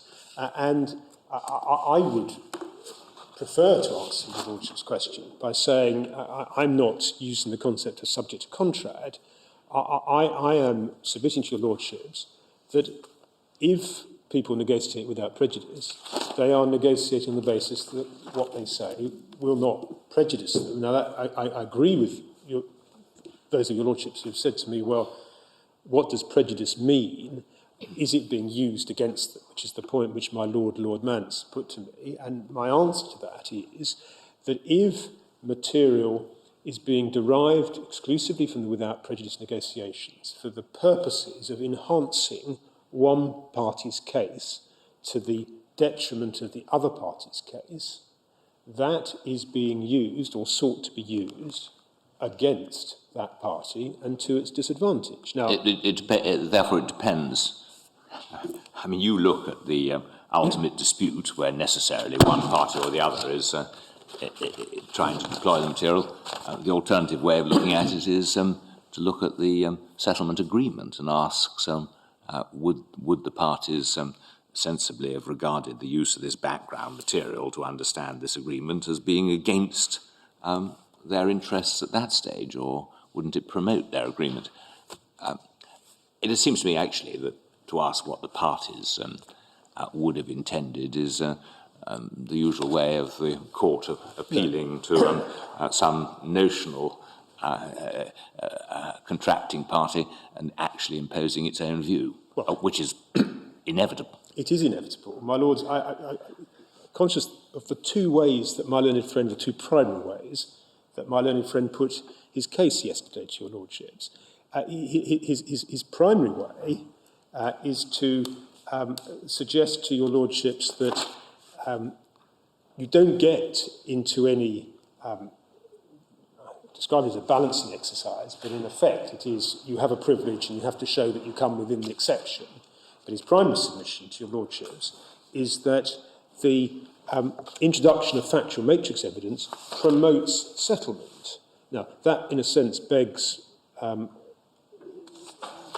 question, which in a sense your lordship, my Lord Mance, has just put to me, which is looking at it as the reasonable observer trying to divine the intentions of the parties to a without prejudice negotiation. Would they have agreed? Well, yes, of course. Anything that we say in the course of our negotiations may be admissible insofar as it is relevant to the background and therefore relevant to the construction of the contract. Now, in a sense, both my learned friend and myself assert the opposite answer to that question, and ultimately your lordships will have to decide what the answer to that is. But my submission to your lordships is that parties negotiating without prejudice do not intend, when they've taken the care to produce a written agreement which is intended to be the agreement which sets out their rights, they don't intend that their negotiations can be dissected, relevant background facts extracted, and the material used to inform the construction of the contract against the other party and against the meaning of the words which are otherwise there to be found. But there's not much more I can add on that particular. Supposing you tell me something. Supposing you tell me something in the course of these without prejudice negotiations, and that is relevant, let us say, to the background. Can I, when I go into the witness box, can I say that my understanding when I entered into the agreement was that the situation was, and I say what you told me in the negotiation?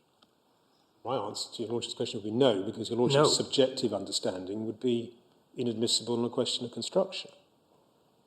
But I mean, you can't I can't say, well, my understanding was the situation was this, and I can't. That's no use. Well, the question of construction is we would say it's an objective one. Yes. But I proceeded on the basis that, let's say, that the situation was this. Well, in a sense, if your lordship is saying that your lordship can give, or the notional party can give secondary evidence, perhaps, if I can put it that way, I would say that, with respect, that what is said in the course of without prejudice negotiations is inadmissible, either in terms of producing the document or of someone else describing what the contents were but not referring to it. Yes. I would have to give that answer. I think that's what you have to say. I have to give that answer to your question, yes. Yes. I mean, would you say that on this very written contract, it would simply not be open to the appellant here to say, by cooperate, I understood to be envisaged, a tripartite, or nothing, no obligation on me until the respondents had reached their agreements with the third parties? Because the answer is that makes no sense at all, except by reference to the prior negotiations. My Lords, inevitably in a case like this, there's going to be an awful lot of evidence which is probably subjective understanding and is strictly inadmissible anyway. But putting that to one side, the party can and does regularly, the parties regularly do, give evidence as to their understanding. And in this case, there's two open communications, or there's an open email and there's an open meeting, which can be referred to anyway. Well, but that's a particular fact of this case. It's one of the very bizarre features of the whole case, Well, that is a particular fact of this case. I can't help reading the two admitted paragraphs and the other two and wondering what this whole debate's about. Just I realise that's not the point we're on. Oh, well, your lordships are being asked to create, I use the word create advisedly because there is no previous case that has gone this far, a new exception which is going to have implications far, far, far beyond what your lordships may feel is a rather, if not academic dispute, a somewhat less significant dispute. It's very kind of you to come along and defend the purity of the law in this way. I mean, the implications far, far beyond are implications for future disputes arising under settlement agreements, possibly, I suppose, for future disputes in relation to third parties as to what a settlement agreement means, because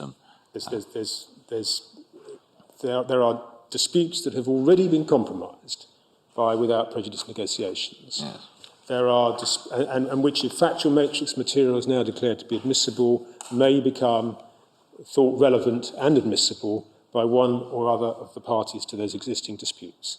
There are all those disputes out there in the future where businessmen hitherto have been negotiating with a label, and their lawyers have been negotiating with a label without prejudice, which has been used for 140, 150 years, and I'm not talking about the misuse of the label, I'm talking about trying to settle negotiations, where if factual matrix material is allowed in, of course, in one sense, it would be the proof of the pudding of the question that your lordship has been putting to me as to what parties would have intended. But if parties want to be sure that what they say will not be used against them to their prejudice in the sense that I'm using the expression, that is, against them in any subsequent proceedings, then they will have to be advised that the ritual incantation without prejudice needs to be supplemented by a form of words which no doubt will end up being drafted somewhere and may take quite a lot of careful drafting in the light of some of the blurring around the edges which one sees with the Unilever exceptions. Now, my learned friend said yesterday to your lordships, by reference to the article of Lord Bingham and the comments of Lord Gough about oiling the wheels of commerce and the reasonable expectations of businessmen. An essential wheel of commerce is the ability to settle disputes without resort to litigation. One of the reasonable understandings of businessmen is that if they if they negotiate without prejudice, what they say, and I've made this submission already, will not be used. And in terms of spanners in the works, or grit in the oil, which is the expression that's being used, my learned friend says, well, you're going to be throwing spanner in the works, grit in the oil, if you, in this class of case, which is a very limited class of case, you're going to be throwing the spanner in the works if you say, well, where parties have negotiated without prejudice and where they've only acquired evidence through that without prejudice process, and where it scrapes through the Chartbrook Gate, you're going to confound their reasonable expectations. My submission to your lordships is it is exactly the opposite. That if you, with respect, say to not just the legal but the commercial fraternity that without prejudice means that factual matrix material can be let in, we say that people are going to have to change their practices, they're going to have to change their formula, at least they're going to have to be advised to do so. People who've entered into settlements already on one basis will now find a different basis, and going forward business practices will have to change. My lords... the question is which way, because since these are facts which, by definition, have, in some measure, shaped the parties' subsequent agreement, one view is that all these facts, lawyers should now advise the parties, or at least to put all these facts in the agreement. Well, that is one answer, and indeed Lord Hoffman in Chartbrook, in the more general sense, said, well, you can take care writing your agreement.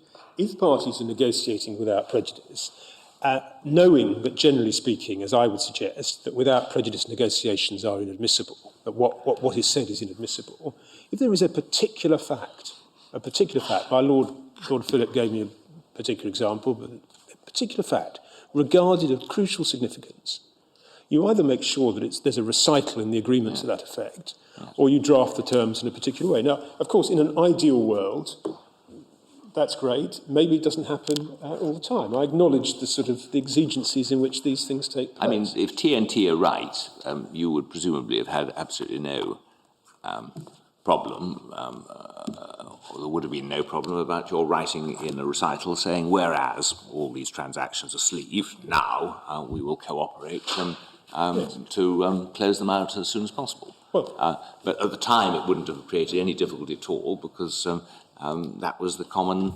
understanding of the factual basis. that's the allegation, my Lord. Well, that's the I mean, allegation. the problem with this point, you've got to assume that the allegation was actually made.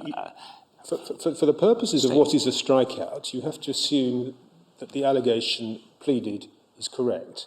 For the purposes of considering the implications of this issue, your Lordships have to appreciate it's going to arise when everyone alleges, good or bad, that factual matrix material informs the construction of the contract. That's why I answered your Lordship's question in that way.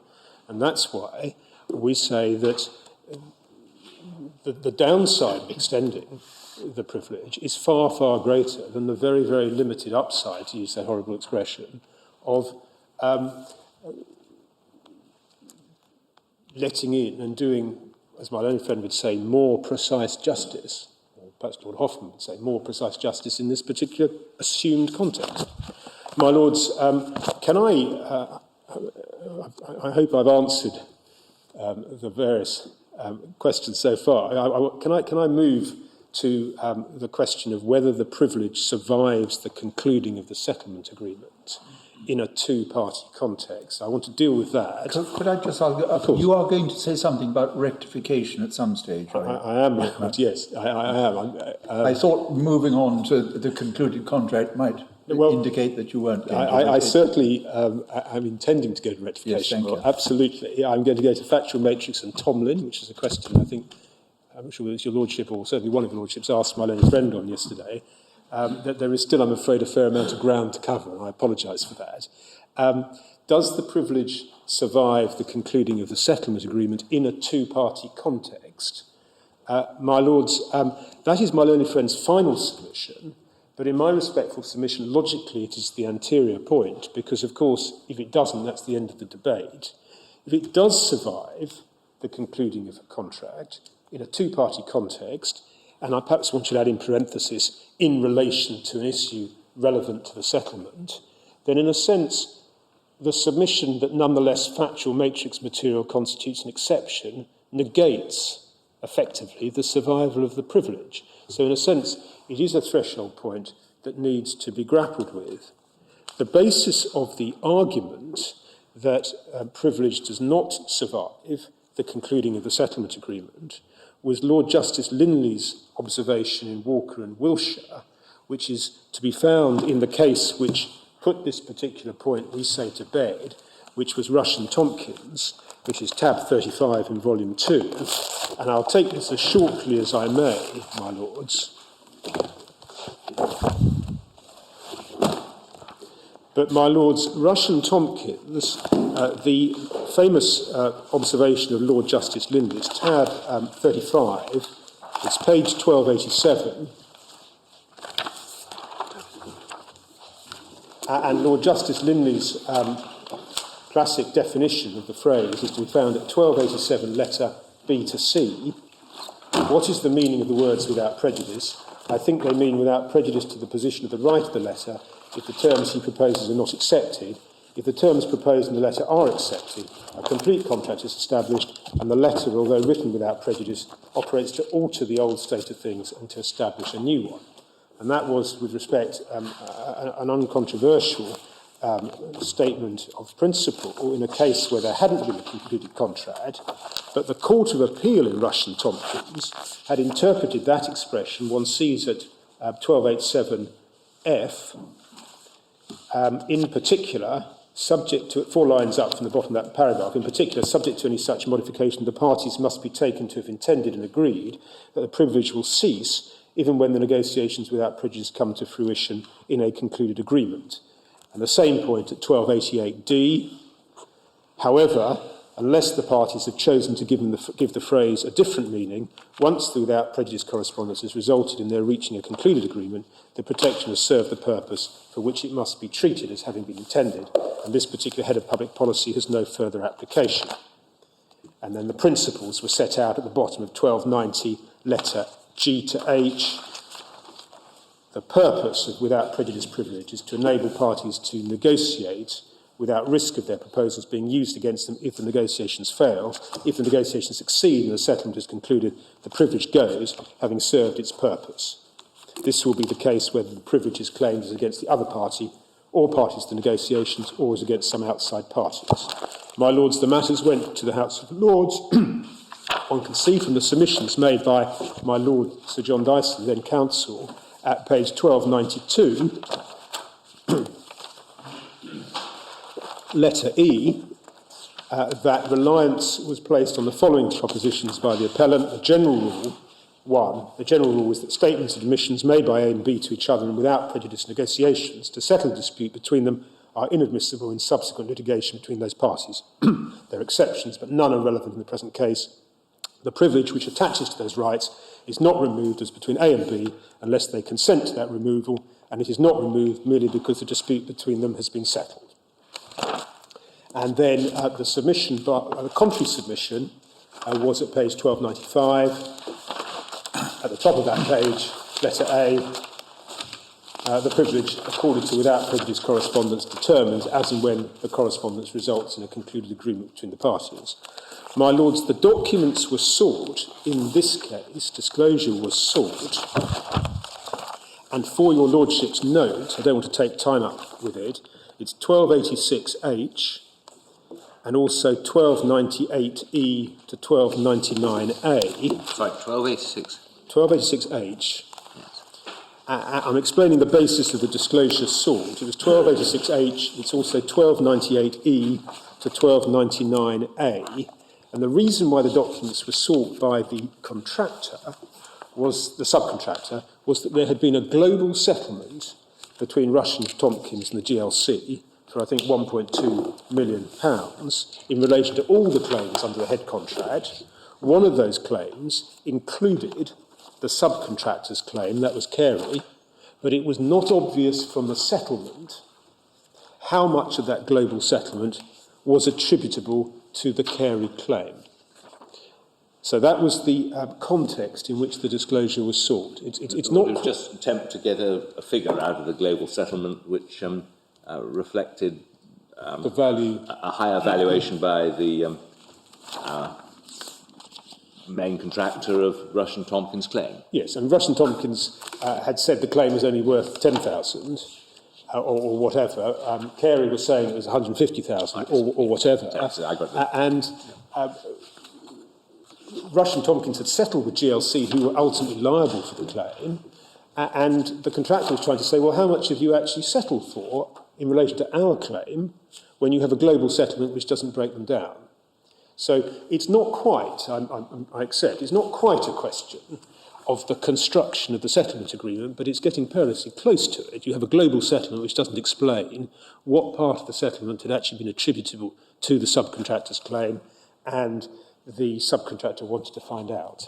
That was the background. And that was a relevant issue, was it? Well, the subcontractor was claiming for, I forget the figure, 150,000.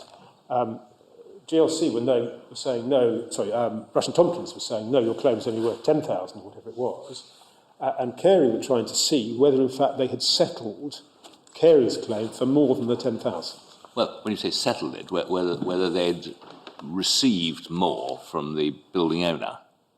Whether they had Is that right? whether more had been attributed in the global settlement of 1.2. Which is completely irrelevant, actually. Yeah. On one view, that's right. I can see why your lordship says I think it was being relied upon as evidence of what Rush and Tompkins thought that the claim was worth.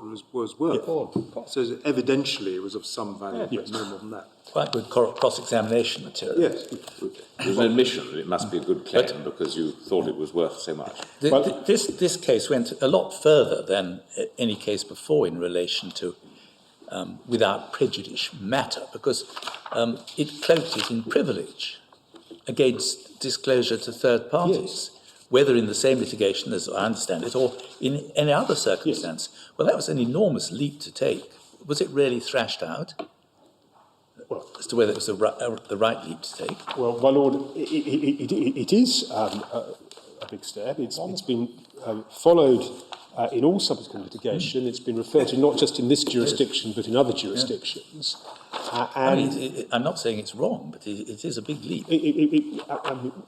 Cuts and Head and then Rush and Tompkins. These were the two big cases on privilege, without prejudice privilege, at around this time. And my lords, it has been taken to be and to set out the law now for ever since, not just here but overseas. For present purposes, my lord, 1300 at the bottom of the page, G to H, Lord Griffiths rejects. He says, "I cannot accept the view of the Court of Appeal that Walker and Wilshire is authority for the proposition that if the negotiations succeed and a settlement is concluded, the privilege goes having served its purpose." And they refer to Walker and Wilshire. Did anyone actually point out that privilege is something quite different?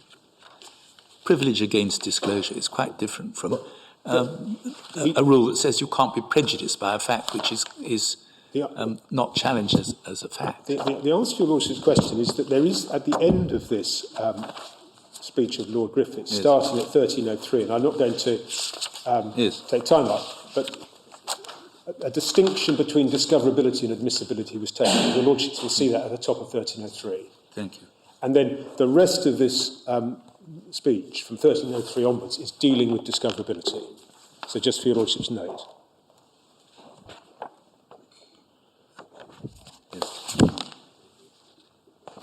So, and indeed, at the bottom, so that's there for your lordships if you want to.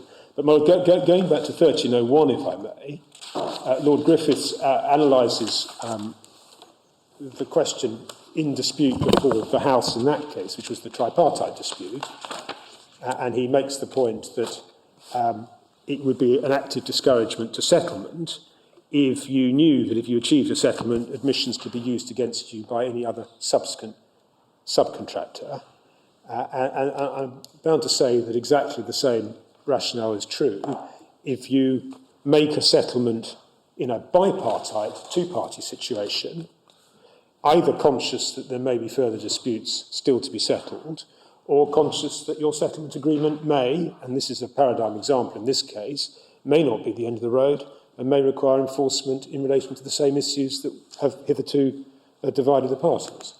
And his conclusion at 1301 C to D is he holds that as a general rule, the without prejudice rule renders inadmissible in any subsequent litigation connected with the same subject matter proof of any admissions made in a genuine attempt to reach a settlement. Now, my lords, he expresses it as a general rule. It is right to say that the issue before the House of Lords in Rush and Tompkins was not a two-party case. It was not a two-party case involving the interpretation of the settlement agreement between the two parties to the settlement. But nonetheless, he makes the point that it applies as a general rule, and it would be, in my submission, wrong in principle, even before one looks at one further case which I want to come to seek to distinguish Rush and Tompkins by saying, well, either a contract could mean two different things between the two parties to the settlement agreement, and between a third party and one of the parties to the settlement agreement, depending upon whether factual matrix material derived from without prejudice negotiations was admissible in one case but not the other. I say maybe not in Rush and Tompkins, but there could be cases involving third parties where the construction of the settlement agreement was relevant to the question of how much damages was payable or to third-party rights or whatever it was. It would be a very odd result if materials could be admissible, as it were, in the hands of the settling party. What if it has stated the amount in the settlement agreement? In this case, my lord, if it had stated the amount of settlement agreement, I would respectfully submit that the case of relevance might have been harder to make, but it may still be the case that the subcontractor would have wanted to see how that figure had been arrived at, because it might have helped its case. Well, suppose it had been spelt out how it had been arrived at. Well, all I can say to your lordships is it wouldn't necessarily have stopped the application for disclosure having been made, the settlement agreement would be disclosable itself. The settlement agreement had been disclosed. It was disclosed. So the settlement agreement had been disclosed. But and what happened to the without prejudice? I suppose it had been in the settlement agreement itself. Yes. What would have happened to the privilege? Well, there is a separate case, which is Mr. Justice Stanley Burnton's case in Admiral, which is referred to in the written cases, where a written settlement agreement impliedly refers to underlying material, then the underlying material is admissible to identify, in that case, it was what were the particular claims the subject of the release, on the basis that although that underlying material was without prejudice, there had effectively been an implied waiver, analysing it that way, or an implied reference and an implied incorporation to the underlying material. So if you put it in the settlement agreement, then you waive the privilege, have you? Well, if in this case, my lords, our settlement had said, and coming back to our case, clause 5, cooperate to close out, in accordance with the mechanism to be found in the email, for the sake of argument, of the 10th of June, then there would be no doubt that by referring to that document, you would have impliedly waived any privilege in that document. So I don't know if that answers your lordship's question, but that's the mechanism which Mr. Justice Stanley Burnton, as he was in Admiral, found primarily to justify admissibility in that case. But Rush and Tompkins is nothing to do with our present case. On the face of it, Rush and Tompkins is very difficult to take issue with because, I mean, if you have a situation where somebody is in dispute with several other parties, it would be an impossible proposition that as soon as he's settled with one of the parties, all the other parties could descend upon him and say, let's have a look at the settlement negotiations and see how you valued your prospects against us, which is roughly what it amounts to. I accept that, my lord, but it establishes as a general rule that without prejudice rule renders inadmissible any subsequent litigation connected with the same subject matter, proof of, and the word there is admissions, but of course the rule is wider than admissions, as we know, in a genuine attempt to reach settlement. And they certainly weren't addressing the present situation where what you're concerned with is actually the construction of the settlement contract. My lord, I accept Rush and Tompkins doesn't address the present situation, but it establishes a rule which, in my submission, there is no warrant for distinguishing, in the sense that it would be a very odd situation to say to a party, in a two-party situation, my own friend rightly says this is on the face of it only likely to be a two-party situation, very odd to say, well, if you were negotiating with two parties, A, B and C, and you reach a settlement with B, your materials can't be adduced by C in a subsequent dispute, because that would deter you from making admissions and settlements and so forth. It would be very odd if that same rationale was not a fortiori in a two-party situation, where your focus is entirely on the person with whom you are dealing, where there are disputes which you envisage may resurrect themselves in the future, and where you should be encouraged to lay your cards on the table to settle, undeterred by the fact that what you say may be used against you. My lord, the two-party situation arose in a subsequent decision of Mr. Justice Lloyd in David Instance, which is tab 13 of the bundle. And in tab 13, sorry, volume 1, my lord, sorry, forgive me, tab 13.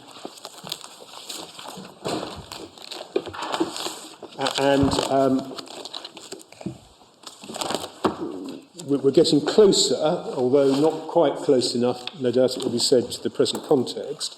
This was 2 patent actions which were brought in 1991 to 1992. They were attempts to settle the litigation, which were without prejudice. One can see from the first paragraph of the headnote. There were face-to-face meetings on a without prejudice and confidential basis. There was a settlement agreement dated the 25th of October 1993. One goes then to the second paragraph of the headnote. Disputes arose as to compliance with the agreement. 7 further patent actions brought by one side or the other were instituted. There was a mediation agreement. And right at the bottom, the mediation didn't succeed. Later attempts to resolve the disputes by mediation failed. Over the page then, my lords, at the top, there's then another dispute which arises between the parties in 1999 in the United States. And it looks as if the dispute in the United States in 1999 arose in relation to different issues than the ones that were the subject of the initial actions and the without prejudice negotiations, although the parties had been effectively in a long-standing battle since 1991. And what happened in this action was, as one can see from 870 at the left-hand side, in the course of the United States depositions, it became clear to the claimant's solicitors that the defendant's US attorneys had been supplied by the English solicitors with documents which included the without prejudice documents. And so what was happening in this litigation was that the claimant was bringing an application to restrain the defendants from using in the United States proceedings documents in, and it's only the first category which matters, the without prejudice material. So that's the background to this particular piece of privileged litigation. And my lords, Mr. Justice Lloyd analyses without prejudice communications at 878 and onwards. And he cites Rush and Tompkins at 879. And at the bottom of 880, your lordships will see Mr. Watson for the defendants relying on the words derived from Cuts and Head, which had suggested some temporal limitation in the privilege in the course of the proceedings, which came from Lord Justice Oliver's formulation in Cuts. He relied on Lord Griffith's use at 1301 in Rush and Tompkins of the phrase any subsequent litigation connected with the same subject matter. And he also relied on Muller for the proposition that the without prejudice rule only applies to admissions. So these were the points that were being made. And then over the page, he analyses Muller. At the top of page 82, he makes, I'm not going to take time over it, but your lordships might just want to note it. It's an interesting analysis of what an admission means, even applying Lord Hoffman's analysis.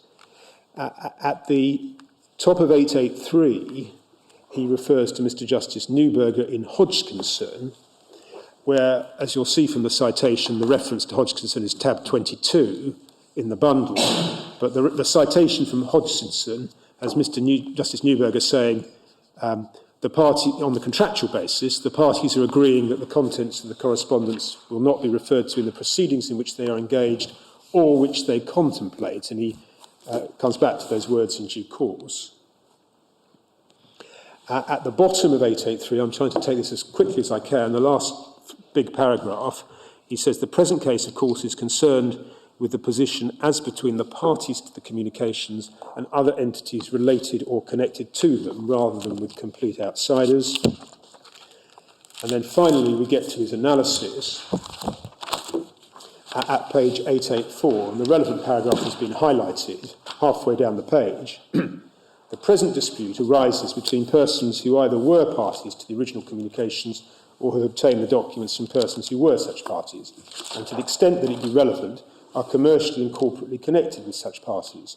If there was an implied agreement, the persons before me are either bound by it as parties or must be taken to be subject to it by reason of the source of the documents in their hands.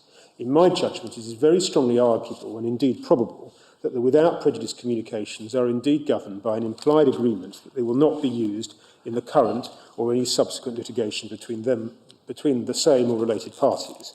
That contract would give way to the Unilever exceptions, none are relevant. It is correct in my judgment to regard the protection as extending to subsequent litigation, because otherwise, on the one hand, the public policy recognised by Lord Griffiths and the other judges, and on the other hand, the expectation of the parties would not be fulfilled, but rather would be subverted. The position may perhaps be different in practice between two parties brought together, for example, by the circumstances of a road accident, and may never have anything else to do with each other. But the holders of patents in related areas, whether or not they to be regarded as competitors, may well, through themselves or their licensees, come up against each other in a number of different commercial circumstances, giving rise not only among the litigation prone to several different disputes over time, such that it cannot be assumed that one piece of litigation is the last there will ever be. We are, in my submission, clearly in that latter category.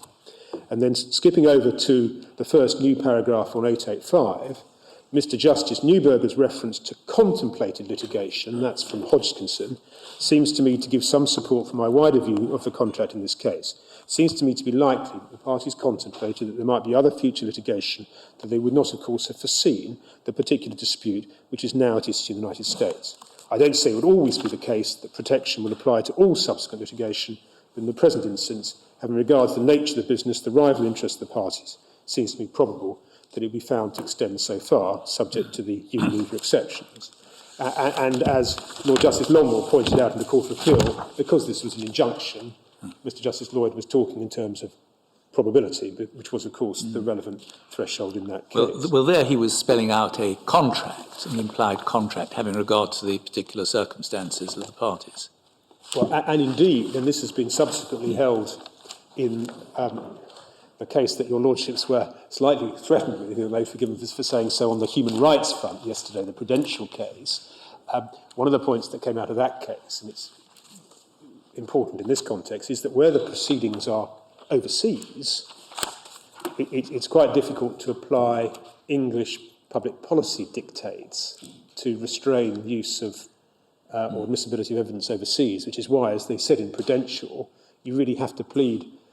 You have to set up the implied contractual analysis in order to justify it. So your lordship's quite right. This is a case on implied contract, but it's not turning on some special nuance of the without prejudice agreement in this case. The parties agreed to negotiate without prejudice, and what Mr. Justice Lloyd does is he interprets the agreement as we say it should be interpreted. He interprets it in exactly the same way as Mr. Justice Neuberger and Hodgkinson analysed the contractual rationale, and he does so in the context of a subsequent dispute between the parties where there has been a concluded settlement, where the parties have continued to be in dispute, and in the context of a new dispute overseas, which was a new dispute which had not, as it were, been in the frame at the time of the original negotiations. Now, it can, of course, be said, well, the relevant dispute in the United States does not appear to have concerned the interpretation of the contract, the settlement agreement in this case. Although where parties are in a long-running dispute, it's hard to say where there has been a settlement agreement that issues as to its construction will never arise. But what Lord Justice Longmore said in the Court of Appeal, and in my respectful submission, he's entirely correct on this. This is paragraph 25 of his Lordship's judgment, Justice Longmore. He says, well, if it is right that the without prejudice agreement applies to restrict the admissibility post-settlement of without prejudice material in contemplated disputes, contemplated litigation in relation to disputes of a different subject matter, surely it is a fortiori that where the parties contemplate that there may be further disputes in relation to the same subject matter, the parties would not have intended the without prejudice material to have been used against them. And so, my lords, it's not an exact decision which covers the facts of this case all square, but we say it is a precedent, clear precedent, in favour of the principle being applied in a two-party context, post-settlement, and we say consistently with principle. For your Lordship's note as well, I'm not going to go there, in Admiral Shipping, which is tab 1 of the authorities bundle at paragraph 70, Mr. Justice Stanley Burnton also rejected the submission that the privilege in a two-party context, which was concerned with the construction of the contract, or in that case the consent order, lapsed on the concluding of the settlement agreement. What tab is that? It's Admiral Shipping, tab 1, and it's paragraph 70 of Mr. Justice Stanley Burnton's judgment. We haven't looked at that case. It's referred to in the case, the written cases. It's an authority which, in a footnote, my learned friends say is in their favour. It's actually an authority, we say, which is not in favour of a factual matrix exception. It's dealt with by... dealt with in the cases, haven't you? It's dealt with in the written cases, and it's dealt with in Lord Justice Longmore's judgment, and indeed by Lord Justice Stanley Burnton. So I don't want to take... This is the youthful Mr. Justice Stanley Burnton. I'm going to avoid oxygen of common sense, my lord, but you're absolutely right. My lords,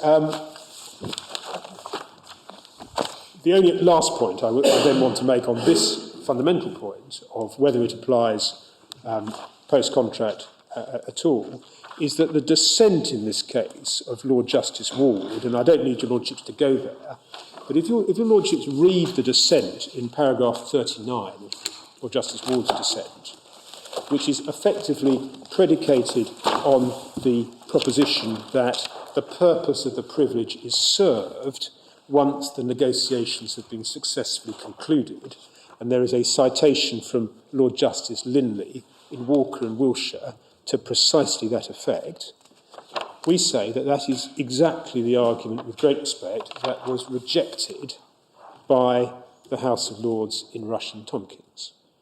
I know that Russian-Tompkins was a tripartite, not a bilateral state of affairs, but if you lordships read Lord Justice Ward's dissent at paragraph 39, it is very much a throwback to arguments based on Lord Justice Linley and Walker and Wiltshire, which were replaced. I'm not sure that's a correct construction, because he went on to say if you're allowed to lift it at all, it should be lifted high enough to see in all its raw detail the truth of what previously was remaining unseen. So I think he's obviously contemplating it's lifted once an agreement's made for the purposes of ascertaining the true interpretation of that agreement, whether in litigation about that agreement or in subsequent litigation where that agreement's meaning becomes relevant. My Lord, with respect, I would submit that where Lord Justice Ward says in paragraph 39 of his judgment, he says it 4 lines down, if the very purpose of clothing the negotiations with privilege is to facilitate in the public interest the settling of disputes by compromise,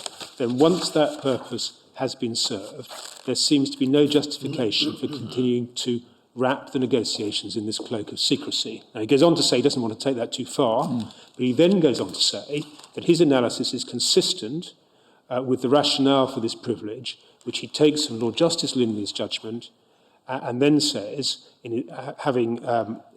repeats the limitation, it applies only where a new order between the negotiating parties has replaced the old, where compromise has been reached, the purpose has been served, and the inhibitions fall away. And I respectfully submit that that is too narrow a view of without prejudice privilege. Where compromise has been reached, the purpose has not been served. It hasn't been served in the trilateral context of Russian-Tompkins, but it hasn't been served, in my submission, in the bilateral context either. Because either you may be in an existing commercial relationship and there may be other disputes contemplated out there, or indeed, and this is a good example of it, the settlement agreement may be a very temporary piece, not just as it has turned out, but as the parties clearly contemplated from the terms of their agreement, there was every possibility that the terms would not be enforced and there would be a need to... Well, he may have meant that it simply fell away for the purposes of the construction or validity of the settlement agreement. That's the issue he's addressing in paragraph 36. Well, Yes. I can come back, if I may, to another paragraph in his judgment. If one's just considering chilling factor, obviously, any potential prejudice that you may suffer as a result of your discussions can be used as an argument for saying, well, the privilege is going to extend to prevent you suffering that prejudice.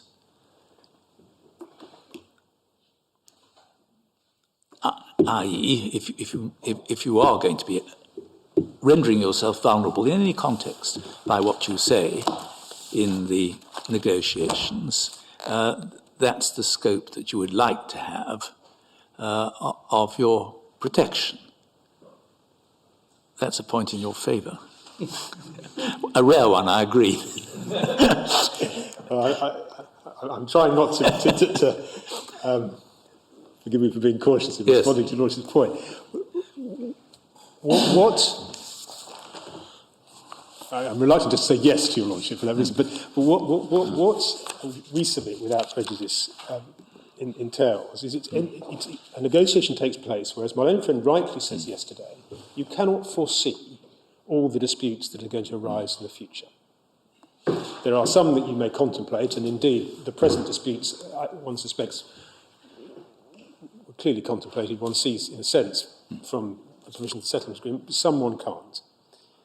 The purpose of without prejudice is to cover oneself, not just against those situations that one can foresee, but the ones that one can't foresee. And if after the event a dispute arises, perhaps in an unforeseen manner, predicated upon the assertion that the without prejudice material or some of it is relevant to the particular dispute that has happened to arise, the parties are entitled to say, and this is consistent, we would say, with their agreement, well, we negotiated without prejudice. We weren't envisaging that what we said or wrote would be used against us in these future disputes, whether foreseen or not foreseen. I can see all of that when one thinks about future disputes. Isn't it rather different when what one's focusing on is matrix, which is relevant to the settlement agreement, and which also may be relevant as matrix to subsequent contracts, because the subsequent contracts aren't in existence at the time. And if the parties enter into subsequent contracts in the context of what they've been saying to each other without prejudice, it seems to me in principle that you're in a quite different situation, and it ought to be admissible as a guide to what they agreed in the subsequent contracts. When your Lordship says subsequent contracts, yes, does your Lordship mean the settlement itself? Either, whether it's a subsequent settlement contract or whether it's a completely independent contract. Because if I could break it down, so far as the settlement agreement is concerned, in a sense, I suspect I've given this answer already, I fear, but so far as the settlement agreement is concerned, the parties who enter into the settlement agreement and are to be encouraged to enter into the settlement agreement by laying their cards on the table, having contemplation, or may have in contemplation, and it's denoted by the use of the without prejudice rubric, that there may be future disputes. Now, obviously, they hope that their negotiations will be successful and result in a concluded contract. If they are successful, then the new contract is the new state of affairs and will want to be enforced. But, my Lord, it doesn't follow from that they would want and intend that their without prejudice statements would be used even in that context. To pick up a point which Professor Wever makes, and it's page 144 of his article, I'm not going to take your Lordships to it. Professor Wever says it would be intolerable if inchoate negotiations carried greater protection than fruitful ones. Now, he goes on then to make a point about tripartite contexts as well, which is a different point. But I would respectfully submit that if a statement is made which is intended to be without prejudice, there shouldn't be a premium, as it were, on failing to reach a concluded contract. If you succeed in concluding a contract, then a statement that was made prior to that contract doesn't become admissible unless it is to be admitted for the particular purposes acknowledged by the exceptions. And that leads on to the matter that I need to cover. Well, that's my answer. Well, if you're right with your primary submission that you can't use it to interpret the very settlement agreement that you've reached, I'd be with you that it should apply equally to subsequent agreements that you may be reached. But if you're wrong on that, then I think I would say it's questionable whether you shouldn't be able to use those negotiations to arrive at the meeting of subsequent agreements that have been reached in the light of them. The idea that subsequent negotiations are going to be proceeding on a false basis of what the parties know, because the parties acquired this information in earlier without prejudice negotiations, seems to me bizarre and unsatisfactory. And I'd go further, even if the settlement negotiations break down, and so that the material can't be used, put before the court in the dispute in relation to which those negotiations took place, I'd suggest that if a subsequent settlement is reached in the light of what was said earlier, that it would be admissible to construe the subsequent agreement. But, my Lord, with respect, what I would say in answer to your Lordship's last point is that it highlights why the concluding of the contract should be irrelevant to the admissibility of the evidence. Now, your Lordship's last formulation, and obviously one doesn't have to go here for the facts of this particular case, but it contemplates that there will be a breakdown of the negotiations, but what has been said in those abortive negotiations might be on Chartbrook, Prynne and Simmons principles, regarded as admissible background to the construction of a subsequent contract. Now, with respect, I entirely, if I say so, agree with your Lordship that the answer to the two questions ought to be the same. But as your Lordships will no doubt apprehend, I give the opposite answer to your Lordship's question. With respect, what your Lordship's analysis throws up is that the question of Chartbrook admissibility and, if I can put it this way, the denial of justice that follows from the very rare cases where something which squeaks through Chartbrook would nonetheless be excluded by without prejudice material, in a sense it applies irrespective of whether or not the negotiations are successful or fruitful, because on your Lordship's example, a subsequent contract is concluded. And the law, I would respectfully suggest, has never suggested that unsuccessful without prejudice negotiations can be used in a different context after the event, even in construing a later contract or considering. That may well be because we're considering a fairly fanciful situation. I mean, our current situation is pretty fanciful, but if you take it on to... With respect, I don't have an example to hand, yes. But I would suggest the cases where negotiations break down on a without prejudice basis, that there may then be an entirely open negotiation for a subsequent contract. Parties can... But the reality is that if there is, it's surely going to be on the footing of what they've been saying to each other, information they've been exchanging in the previous negotiations. And that's part of the background to what their negotiation will be concerned with. The idea that they will kind of somehow exclude it is absurd. I would submit to your Lordships that obviously if they're open negotiations, you can refer to them on Chartbrook principles. If they impliedly refer to a letter which was sent without prejudice, well, one might give rise to different considerations. But if parties negotiate without prejudice, and there's authority to say that if you're going to switch from without prejudice to open, you've got to do that fairly explicitly and make sure that both parties appreciate that. But the without prejudice material stays without prejudice. And it stays without prejudice whether or not the contract for which they are concluding negotiations or trying to negotiate is successfully concluded or not. That's my submission to your Lordships. Just going back to my Lord's possibility of a separate contract in some way being rooted in without, or something said in without prejudice negotiations. Now, one suspects that is a pretty rare or fanciful situation, but there are other situations where legal rights can be rooted in something said in the course of without prejudice situations. I think the estoppel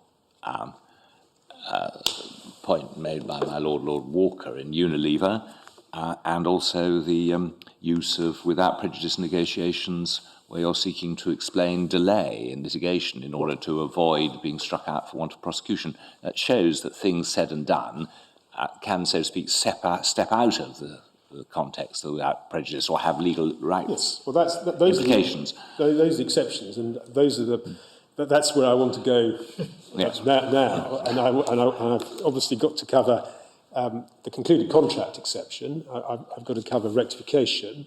I've got to cover the estoppel points, and I will do that. My Lords, just before the short adjournment, perhaps I can make the general submission before, after lunch, drilling down to the particular exceptions. There are a list of exceptions in my Lord Walker's judgment in Unilever. They were never said to be exhaustive. It's not my submission that one can't have an eye on what exceptions have been acknowledged hitherto, but it is my submission to your Lordships that one has to consider each exception very carefully, because there is no overarching rationale for all those exceptions. That is obvious, and I'll come back to that after the short adjournment.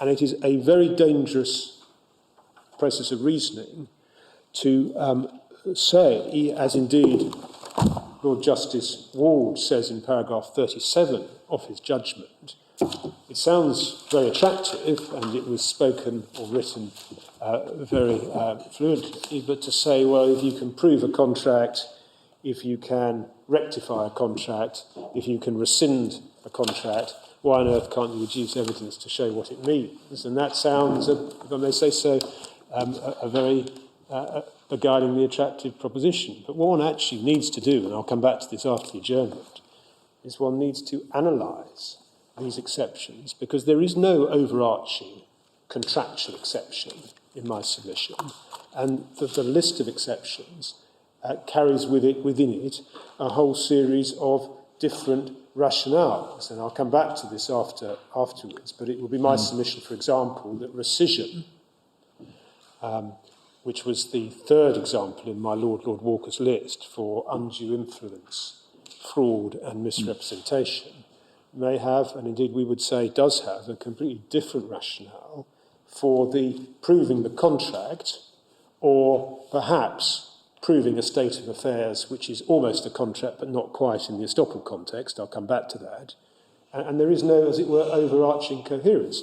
And when your Lordships are invited to approve the creation of a new exception for factual matrix, that exception needs to be justified exceptionally, or on the basis that the interests of justice clearly require it, and it needs to be justified in itself, not because hitherto some other exceptions have been recognised, because otherwise we'll get this creeping tendency, which one used to see perhaps in the law of negligence a while back, and one avoids scrutinising each of the exceptions or the proposed exceptions to see whether they satisfy the relevant test. My Lords, I'll have to come back to the original. Yes, thank you. We'll adjourn until 2 o'clock.